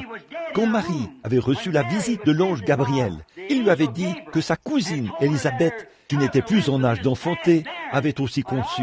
Et Marie a couru à sa rencontre. Elle s'était cachée. Elle s'inquiétait de ce que le bébé n'avait pas bougé depuis 6 mois, ce qui était anormal. Alors, quand elle a vu venir Marie, elle est allée à sa rencontre et elle l'a serré dans ses bras. Puis elle a dit, elle s'est mise à parler et elle a dit, je sais qu'elle sera mère. Elle a dit, oui, moi aussi, je serai mère. Oh, je suppose que Joseph et toi êtes mariés. Non, non, nous ne sommes pas encore mariés. Et tu vas devenir mère? Oui, le Saint-Esprit m'a couvert de son ombre, et il a dit que cette chose sainte qui naîtrait de moi, en moi, serait le Fils de Dieu, et je devais lui donner le nom de Jésus. Et dès que ce mot Jésus a été prononcé pour la première fois par des lèvres humaines, un bébé qui n'avait encore jamais eu de vie en lui a reçu la vie dans le sein de sa mère, et il s'est mis à sauter de joie. Et si le nom de Jésus-Christ peut redonner la vie à un bébé mort, qu'est-ce que cela devrait faire à une église née de nouveau et qui prétend être remplie du Saint-Esprit? Voyez, maintenant, quel genre de jeune homme devrait-il être? Il devait annoncer le Messie qui viendrait. Malachie 3 a dit qu'il le ferait. Voici, j'envoie mon messager devant ma face. Maintenant, s'il avait fréquenté un séminaire, certains de ses ministres lui auraient dit là-bas, bon, Jean, tu es celui qui doit annoncer le Messie. Eh bien, tu connais oncle Joe que voici, ou Père Jim, ou un autre. Tu sais qu'il a toutes les qualités pour être le Messie. C'est lui, Jean. Cela, voyez, il aurait été influencé par un homme. Il est allé dans le désert et il est resté avec Dieu. C'est le meilleur séminaire que je connaisse. En effet, son travail était trop important pour que des hommes lui disent quoi faire. Elle l'amène dans de grandes soirées. Vous voyez, il avait un travail à faire. Il était fait pour accomplir quelque chose. Et Jean savait que, lorsqu'il se mettrait à prêcher, le Messie serait sur la terre à ce moment-là. Aussi sûr que ces mages savaient, quand ils ont regardé depuis Babylone et qu'ils ont vu ces 3 étoiles alignées, que c'était le signe que le Messie était déjà sur la terre. C'est pour ça qu'ils criaient « Où est le roi des Juifs qui vient de naître ?» Et l'Église n'avait pas la réponse. Ils ne l'ont pas aujourd'hui. C'est la Bible qui l'a. C'est la parole de Dieu qui l'a. C'est vrai. Nous voyons en somme que Jean devait annoncer le Messie. Et ce n'est que par un signe qu'il pourrait reconnaître ce Messie. C'est de cette manière qu'il a reconnu le Messie. C'est le seul moyen pour Dieu de se faire connaître, par un signe scripturaire. Et il observait. Il s'est tenu là et a dit, on lui a demandé, es-tu le Messie? Il a dit, non, je ne suis même pas digne de toucher ses souliers. Il a dit, mais il y a quelqu'un au milieu de vous. Oh là là, ne pensez pas que je suis excité. Je sais où j'en suis. Non, mais ça fait du bien que je me mette à penser à ça. Vous voyez, il y a quelqu'un au milieu de vous. Et c'est ce que je dis ce soir. Il y a quelqu'un au milieu de vous. C'est le glorieux Saint-Esprit qui est promis d'être déversé au dernier jour. Je vois constamment son signe et je sais qu'il est le Messie parce qu'il accomplit encore le signe du Messie. Il se tenait là, au milieu d'eux. Il a dit, il y a quelqu'un au milieu de vous. Je ne suis pas digne de toucher ses souliers, de délier la courroie de ses souliers. C'est lui qui baptisera du Saint-Esprit et de feu. Et un jour, un homme ordinaire qui était là, au milieu d'eux, est sorti et s'est avancé. Jean a levé les yeux et il a dit, « Regardez, voici l'agneau de Dieu qui ôte le péché du monde. » Et à ce moment-là, il a vu, il a dit, « Je l'ai reconnu parce qu'il y avait un signe qui l'accompagnait. » Regardez bien, voilà deux des plus grands hommes sur la terre qui se tenaient là, face à face. Jean, je me souviens du commentaire que m'avait fait le docteur Roy Davis, celui qui m'a ordonné dans l'église baptiste missionnaire.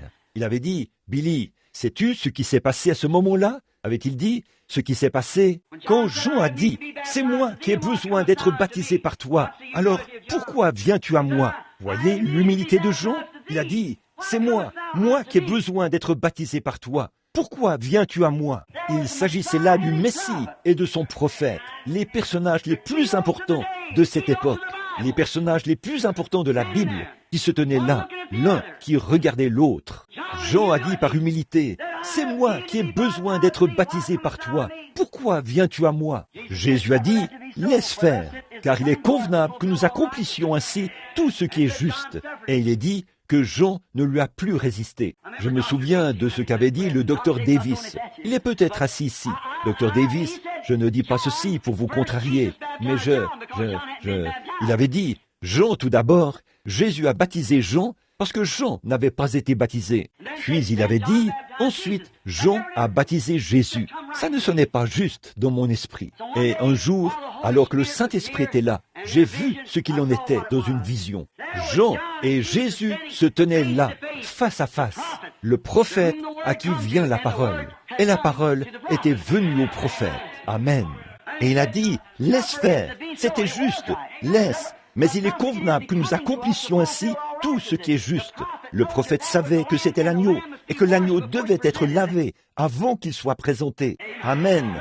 Donc, il s'est exécuté. Vous voyez ça? Le prophète est-on la parole. Elle devait venir à lui.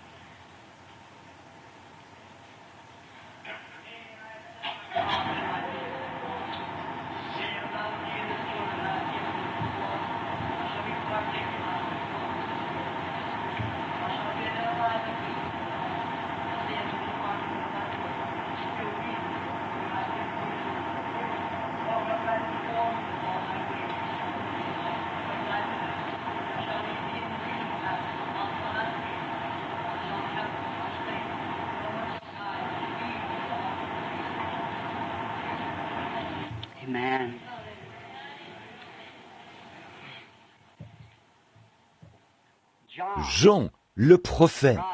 La parole vient à son prophète. Vous voyez? Et la parole est venue exactement au prophète.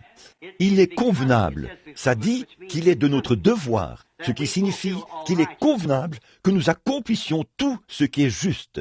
Oh, je pourrais laisser de côté mon sujet un instant pour montrer combien il est convenable pour nous d'accomplir tout ce qui est juste.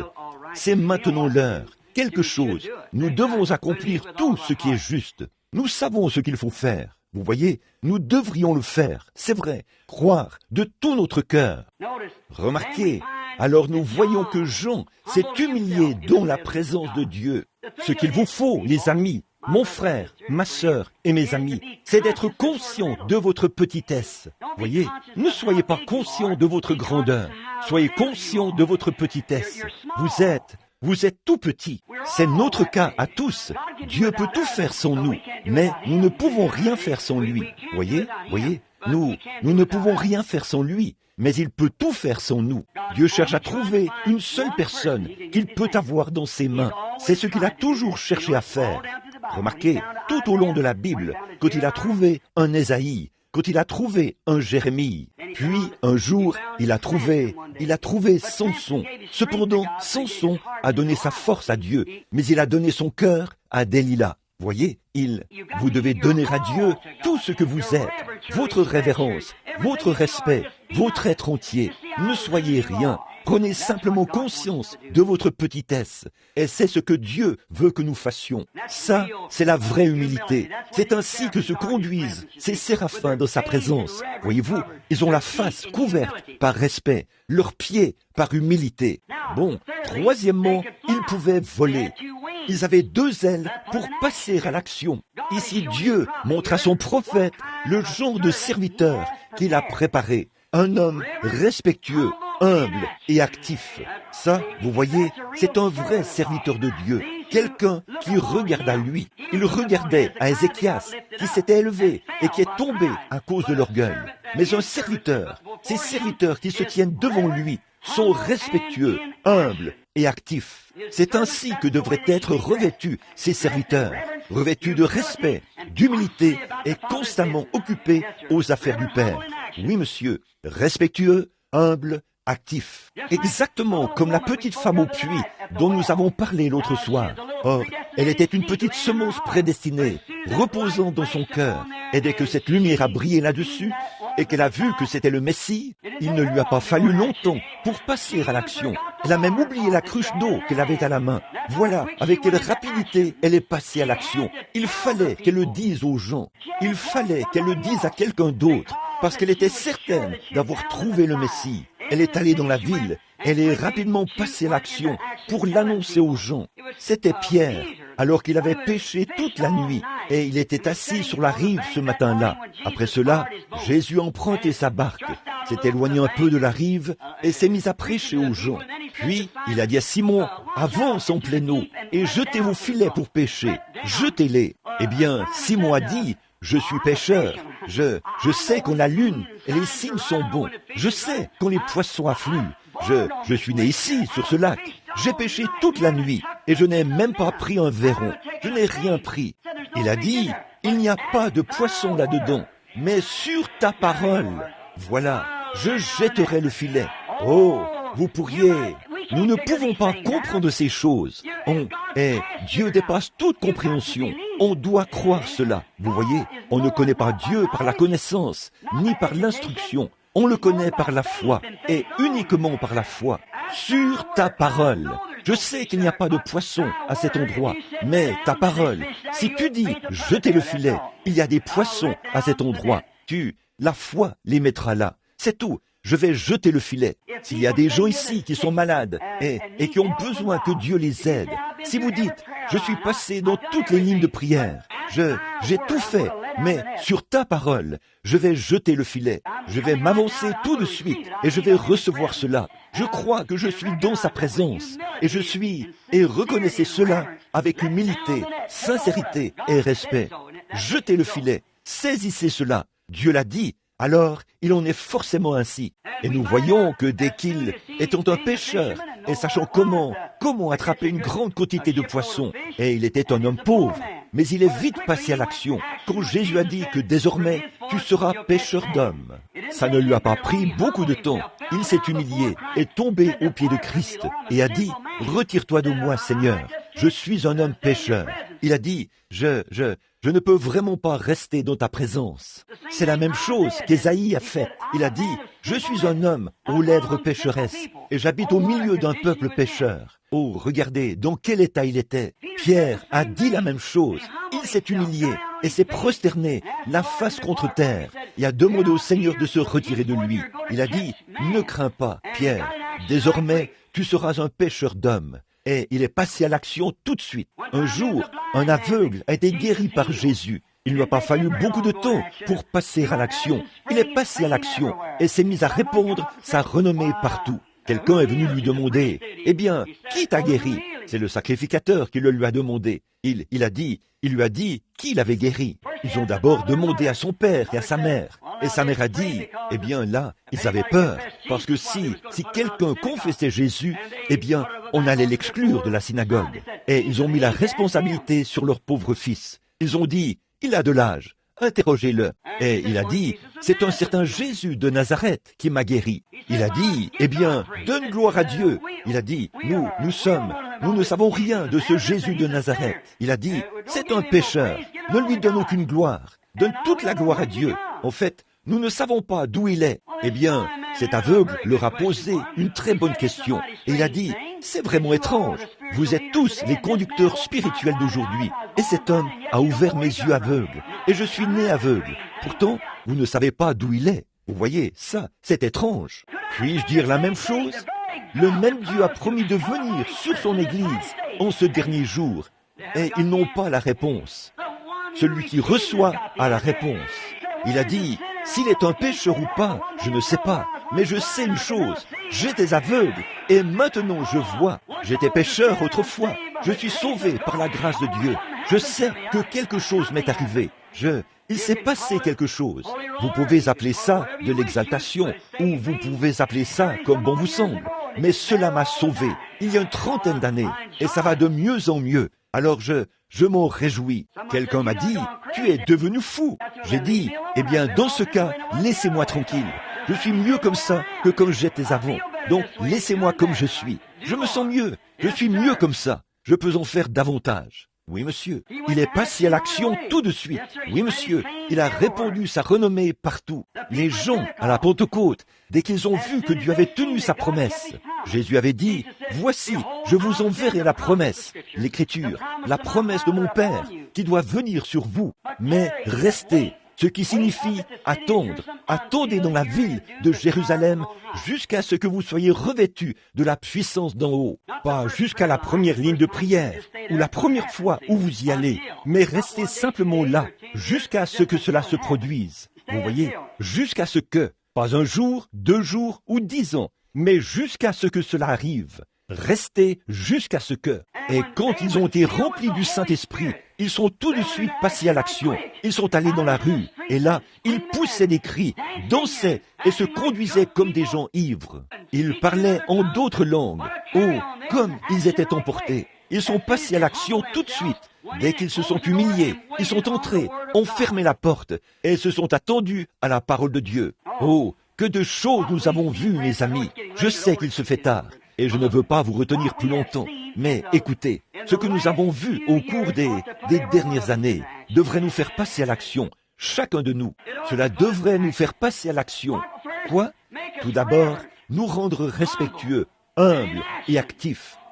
Et que nos cœurs brûlent d'amour, faisant de notre mieux pour amener un monde perdu.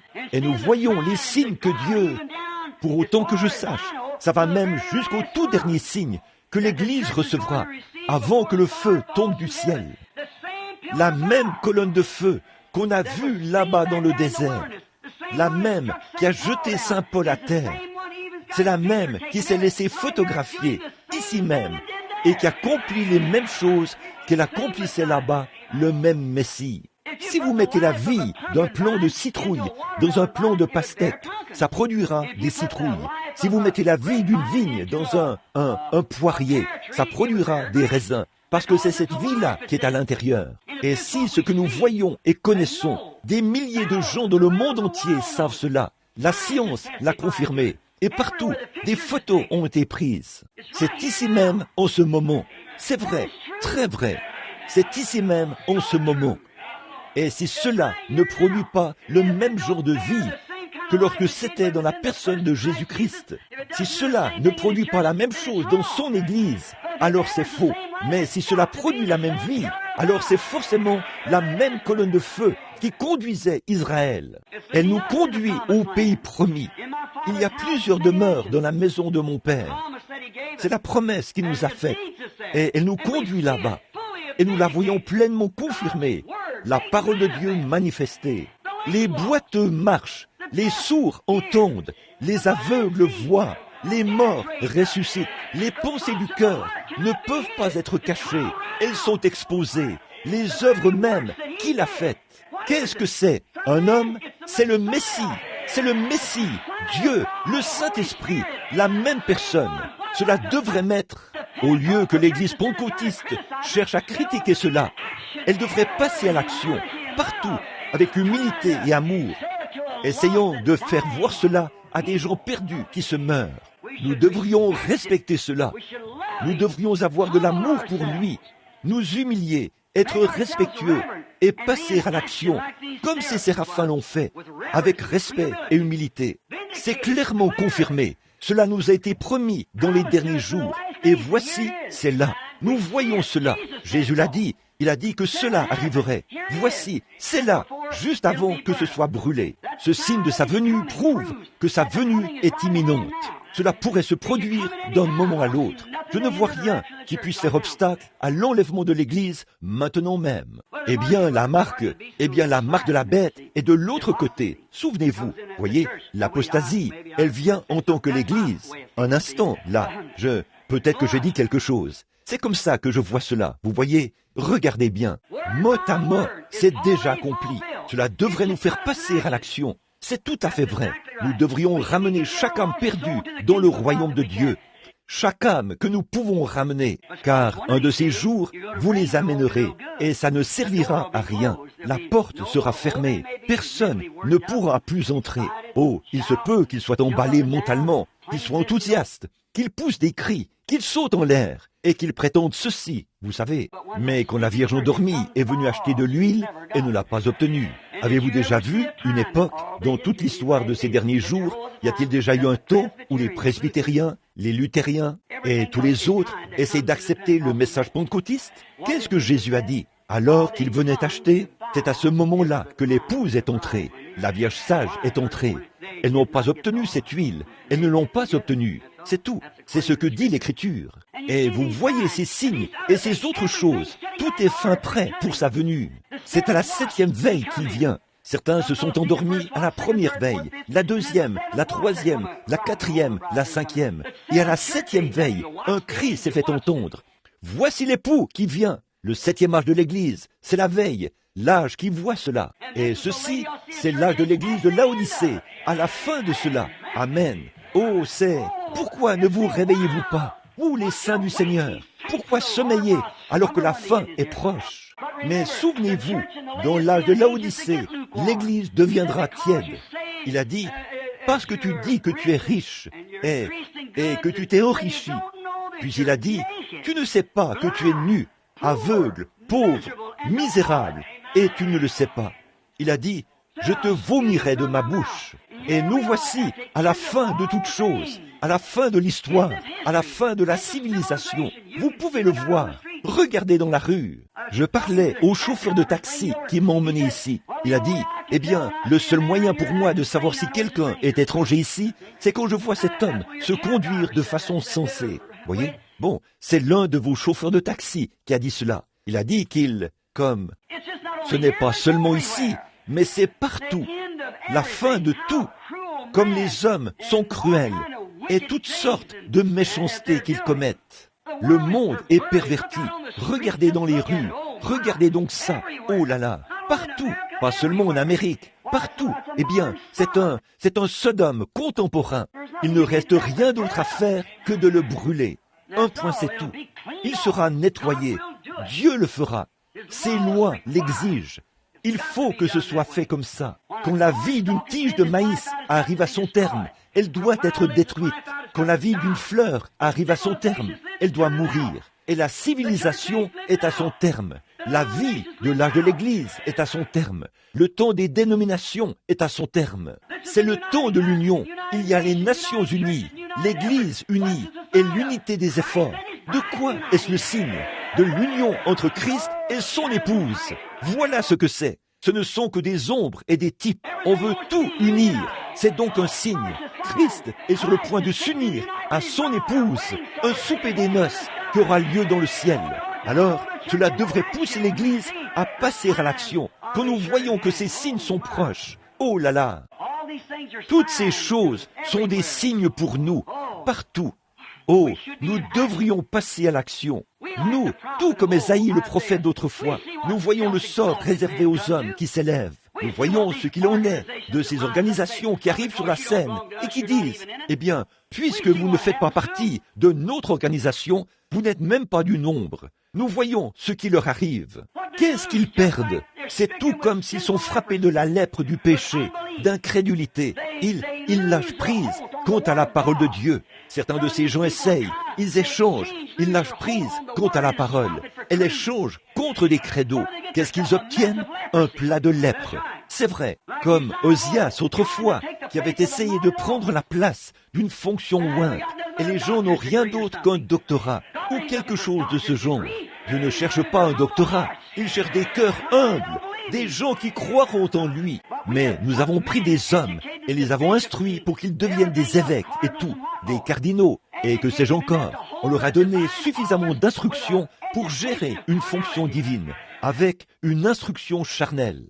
C'est le baptême du Saint-Esprit qu'il nous faut pour occuper cette fonction. C'est le Saint-Esprit qui est notre précepteur.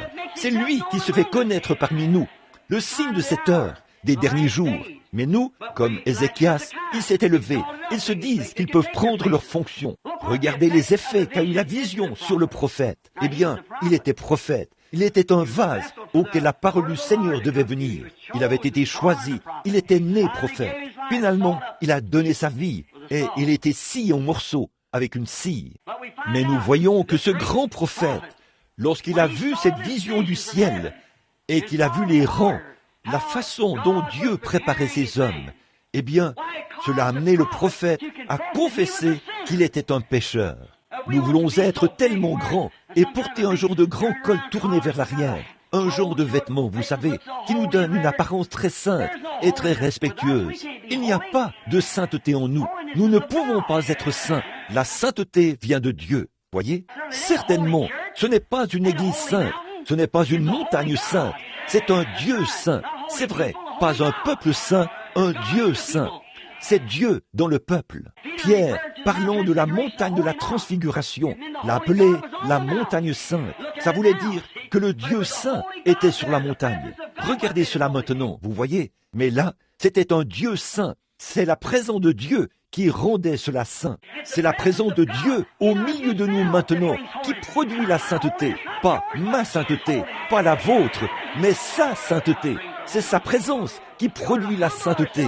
Nous devrions nous humilier, nous couvrir par respect, par humilité, et dire, Seigneur Jésus, reçois-moi dans ton royaume. Sa sainteté, pas la nôtre, le Saint-Esprit. Le prophète a confessé, cela lui a fait dire, je suis un homme dont les lèvres sont impures. Un prophète. Oh Dieu, il nous faut une autre vision comme celle-là. Quand il a vu là-haut, là, qu'il a vu cette puissance purificatrice de Dieu. Maintenant, regardez bien ce que Dieu a fait. Il a envoyé l'un des séraphins qui a pris une pierre ardente sur l'autel avec des pincettes, l'a mise dans sa main, est venu relever la tête d'Ésaïe, lui a touché les lèvres et a dit « Ton iniquité est partie ». Et là, Ésaïe a appris une autre leçon. Je vais peut-être ajouter ceci. Ce n'est peut-être pas très à propos, mais je crois que ça l'est. L'avez-vous remarqué? Dieu purifie ses prophètes par le feu, pas par la théologie ou par un livre quelconque. Voyez? Il purifie son peuple par le feu, par le Saint-Esprit et le feu, non pas par la déclaration des credos ou par des livres ou quelque chose que vous devez apprendre. Une série de prières et tout. Il les purifie par le feu pris sur l'autel. C'est comme ça qu'il met l'homme en ordre. Oui, oui, monsieur. C'est comme ça qu'il a purifié ses prophètes du début, quand 120 personnes étaient dans une chambre haute. Le Saint-Esprit est descendu et des langues de feu se sont posées sur eux. Ils ont été purifiés et prêts pour le service. C'est comme ça que Dieu purifie, non pas par des apprentissages en vue d'obtenir une licence en lettres ou un doctorat en théologie ou en philosophie, mais par le fait de recevoir du ciel le feu sacré qui ôte de vos lèvres le mensonge, qui ôte de vous tout ce qui est charnel, qui consume ces choses, ces impuretés du monde, et qui met sa présence là, à l'intérieur, et qui vit à travers cette personne. Le feu sacré, voilà ce avec quoi Dieu purifie son Église. Ésaïe a appris cela. Nous devrions l'apprendre, que Dieu ne purifie pas par la connaissance, il purifie par le feu. Vous voyez ce qu'il est, un prophète mis en ordre. Donc, il a purifié ses lèvres, il a enlevé son iniquité. Puis, après qu'il a confessé et qu'il s'est humilié, il a dit, « Je suis un homme dont les lèvres sont impures. » Quand il a vu la présence de Dieu. Me suivez-vous? Qu'est-ce que nous savons maintenant? Nous sommes dans la présence de Dieu. C'est vrai, nous y sommes assis en ce moment même. Est-ce que nous ne pouvons pas comprendre cela, mais en ce moment même, nous sommes dans la présence de Dieu. Nous voyons Dieu. Croyez-vous qu'il est ici? Il est certainement ici. Je suis votre frère, mais il a dit, les œuvres que je fais, vous les ferez aussi. Est-ce bien ce qu'il a dit? Très bien. S'il est ici, son esprit est ici. C'est ce qui le constitue. Alors, si nous pouvons nous abandonner et nous débarrasser de nos propres pensées, exactement comme ceci n'a pas de pensée, alors une autre voix peut parler à travers lui. Voilà la manière de faire. Si nous pouvons nous vider, c'est ça le secret. Débarrassez-vous de vous-même. Alors Dieu, débarrassez-vous de vos propres pensées. Débarrassez-vous de vos propres manières de faire. Puis laissez Dieu agir. S'il est Jésus-Christ, le même hier, aujourd'hui et éternellement. Croyez-vous cela? Croyez en lui maintenant même. Et voyez si c'est bien le cas. J'ai observé ce jeune homme qui est assis ici, juste ici devant moi. Vous n'avez pas de quart de prière. Si Dieu me dit pourquoi vous êtes assis là, le croirez-vous? C'est un problème spirituel. Vous êtes vraiment confus et vous ne savez pas quoi faire. Si c'est vrai, levez la main. Très bien, tout est terminé. Prenez la parole. Prenez ce que j'ai dit. Tout est terminé. Croyez-vous cela? Cette dame de couleur qui est assise juste là, au fond, et qui le regarde. Vous souffrez du cœur. Croyez-vous que Dieu va vous rétablir? Certainement. Croyez-vous? Très bien. Vous pouvez obtenir votre guérison. Croyez-vous qu'il est le même hier et... Cet homme, l'homme blanc qui a la main levée, croyez-vous que je suis le prophète de Dieu, son serviteur? Je ne vous connais pas. Vous m'êtes inconnu. Avez-vous une carte de prière ou autre chose? Vous êtes juste un homme qui est assis là. Très bien, monsieur. Vous avez une tumeur à la gorge. C'est exact, pas vrai? Croyez-vous que je suis son prophète? Croyez-vous en moi de tout votre cœur? Vous avez autre chose. Vous avez un fardeau sur votre cœur. C'est au sujet d'une petite fille. Votre petite fille. Elle a une main malade. C'est exact. Est-ce vrai? Il y a une bonne connexion. Un instant. Vous n'êtes pas d'ici. Vous venez du Connecticut. Et votre nom, c'est Wilson. Votre prénom, c'est Hart. Hart Wilson. C'est tout à fait exact. Est-ce vrai? Le croyez-vous? Très bien. Il y a une dame qui est assise juste ici derrière. Une dame de couleur. On dirait qu'elle porte quelque chose comme un manteau jaune. Oui, vert chartreux. Elle est en train de prier. Avez-vous une carte de prière? Vous n'avez pas de carte de prière? Vous n'en avez pas. Croyez-vous que je suis son serviteur? Je vous suis totalement inconnu. Nous sommes de deux races différentes. Vous, mais vous êtes en train de prier. C'est vous, oui. Croyez-vous que Dieu peut me dire quel est votre problème? Vous avez une tumeur. C'est exact. Vous avez aussi quelque chose à cœur. Vous priez. C'est au sujet d'un ami qui a un problème de rein. Si c'est vrai, levez la main. Très bien. Maintenant, vous pouvez recevoir ce que vous avez demandé. Je mets votre foi au défi. Qu'est-ce que c'est? Quand le prophète a vu qu'il était dans la présence de Dieu, il s'est humilié. Regardez, d'abord, il s'est humilié, et ensuite, le feu l'a purifié. Et après que le feu l'a purifié, c'était désormais un Ésaïe purifié. Quand il a entendu la voix de Dieu dire « Qui marchera pour moi ?» il est passé à l'action. « Me voici, envoie-moi !» Oh là là! Quand la pierre ardente toucha le prophète, le rendant aussi pur qu'on puisse l'être, quand la voix de Dieu dit, qui enverrai-je? Il répondit, Maître, me voici, envoie-moi. Amen. C'était l'appel d'un Ésaïe purifié, après que le Saint-Esprit l'avait purifié. Il n'avait pas besoin d'expérience de séminaire. Il n'avait pas besoin d'expérience qui venait des livres. Il avait été purifié par le feu de Dieu et appelé à passer à l'action. Qu'était-ce? Quand il a vu Dieu agir, il est passé à l'action. Nous voyons Dieu agir. Il est temps pour l'Église de passer à l'action et d'être un exemple de ce qu'est Dieu. Croyez-vous cela?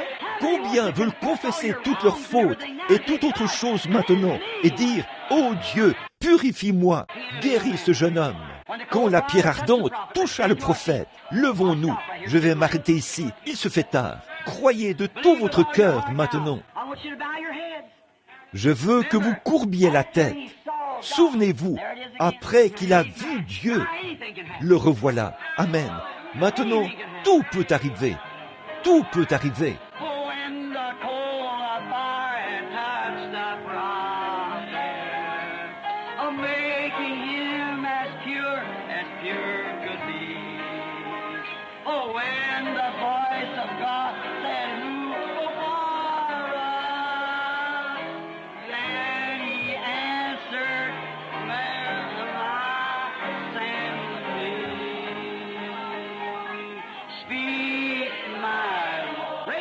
Levez les mains maintenant.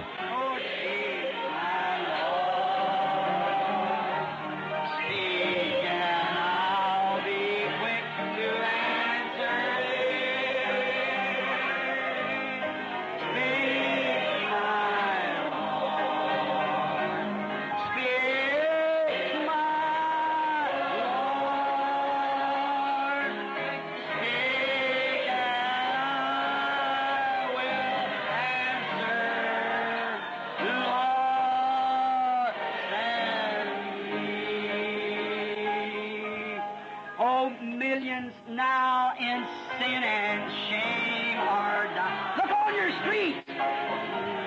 Oh, listen to their sad and bitter cry.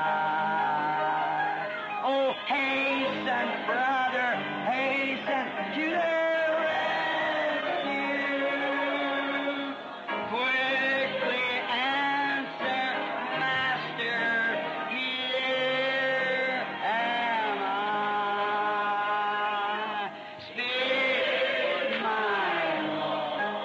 Soyez vraiment sincères maintenant.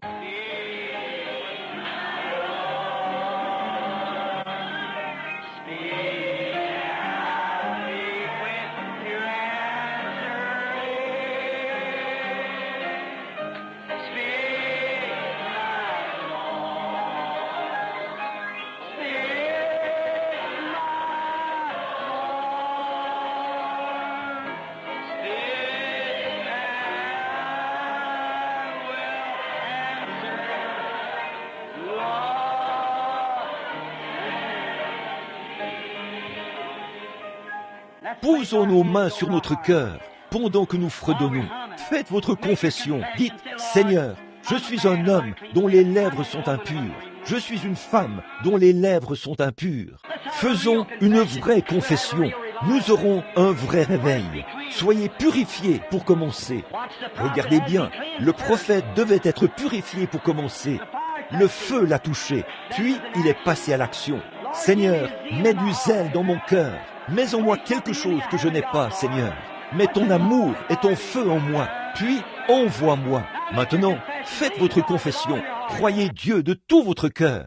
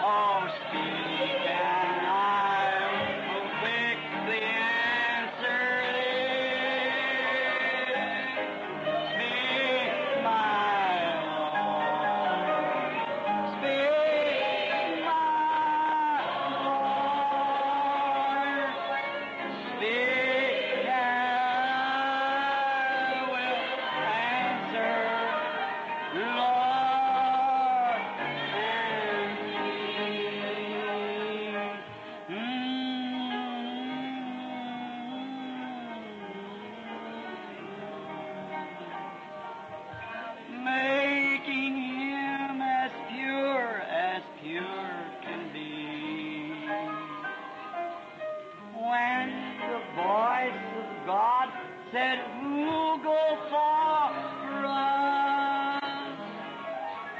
Then he answered, Master, here stand me.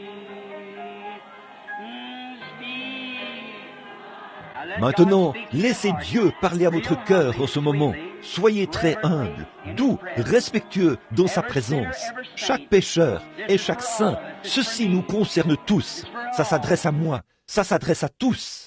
Sa présence est ici. Il est ici comme il a dit qu'il le serait. Le signe qu'il a dit que nous aurions, le voici. Pendant que la musique joue doucement, confessons simplement nos torts. De toute façon, je ne suis rien, Seigneur. Parle à mon cœur. Purifie-moi premièrement, Seigneur. Envoie le Saint-Esprit et purifie-moi. Je sais que je suis dans ta présence. Je te vois agir comme Ésaïe t'a vu. Ce lieu est rempli non pas de fumée là, mais rempli de lumière, rempli de gloire. Ô Seigneur Dieu, Créateur des cieux et de la terre, alors que nous avons ceci à l'esprit, nous voyons ce qui arrive aux gens enflés d'orgueil. Ils étaient tous des exemples pour nous. Nous voyons l'importance de l'humilité et la prière pour ceux qui sont sauvés. Père Céleste, je prie en ce moment même pour cet auditoire et pour moi-même. Seigneur, ôte de moi tout ce qui n'est pas de toi. Je veux que tu vives en moi, Seigneur. Je veux que ton esprit ait là la prééminence. Je veux que tu vives si pleinement en moi, que je ne sois plus moi-même, que je marche, que je parle et que je vive en toi. Accorde-le, Seigneur. Me voici. Purifie-moi, Seigneur. Purifie cette Église. Purifie-nous tous. Ôte la maladie, ôte le péché, ôte l'incrédulité, ôte le doute, ôte toutes ces choses. Que le Saint-Esprit vienne maintenant avec une pierre ardente prise sur l'autel, une nouvelle étincelle de la Pentecôte, et purifie chaque cœur qui se trouve ici. Accepte-nous, Seigneur. Nous sommes à toi. Nous te croyons. Accorde-le, Père. Speak, my Lord, speak, and I will answer. Lord, thank Tous ceux qui veulent, qui voudront, qui ont consacré de nouveau leur vie à Christ, maintenant même, et vous qui voulez vous consacrer dans sa présence. Si je me mets à dire ce que j'ai vu, cela concernerait tout le monde qui se trouve ici maintenant, je crois. Je vous connais. Vous savez qu'en tant que serviteur de Christ, je ne peux pas me tenir ici et dire cela sans que cela soit vraiment partout. Vous êtes maintenant même en état de déclencher une nouvelle Pentecôte. C'est tout à fait vrai, mes amis. Humiliez-vous. Couvrez votre face. Couvrez vos pieds. Approchez-vous simplement de lui. Prosternez-vous. Faites votre confession et croyez. Voulez-vous faire cela? Si oui, levez simplement la main. Alors que nous chantons, parle le Seigneur. Priez maintenant. Speak,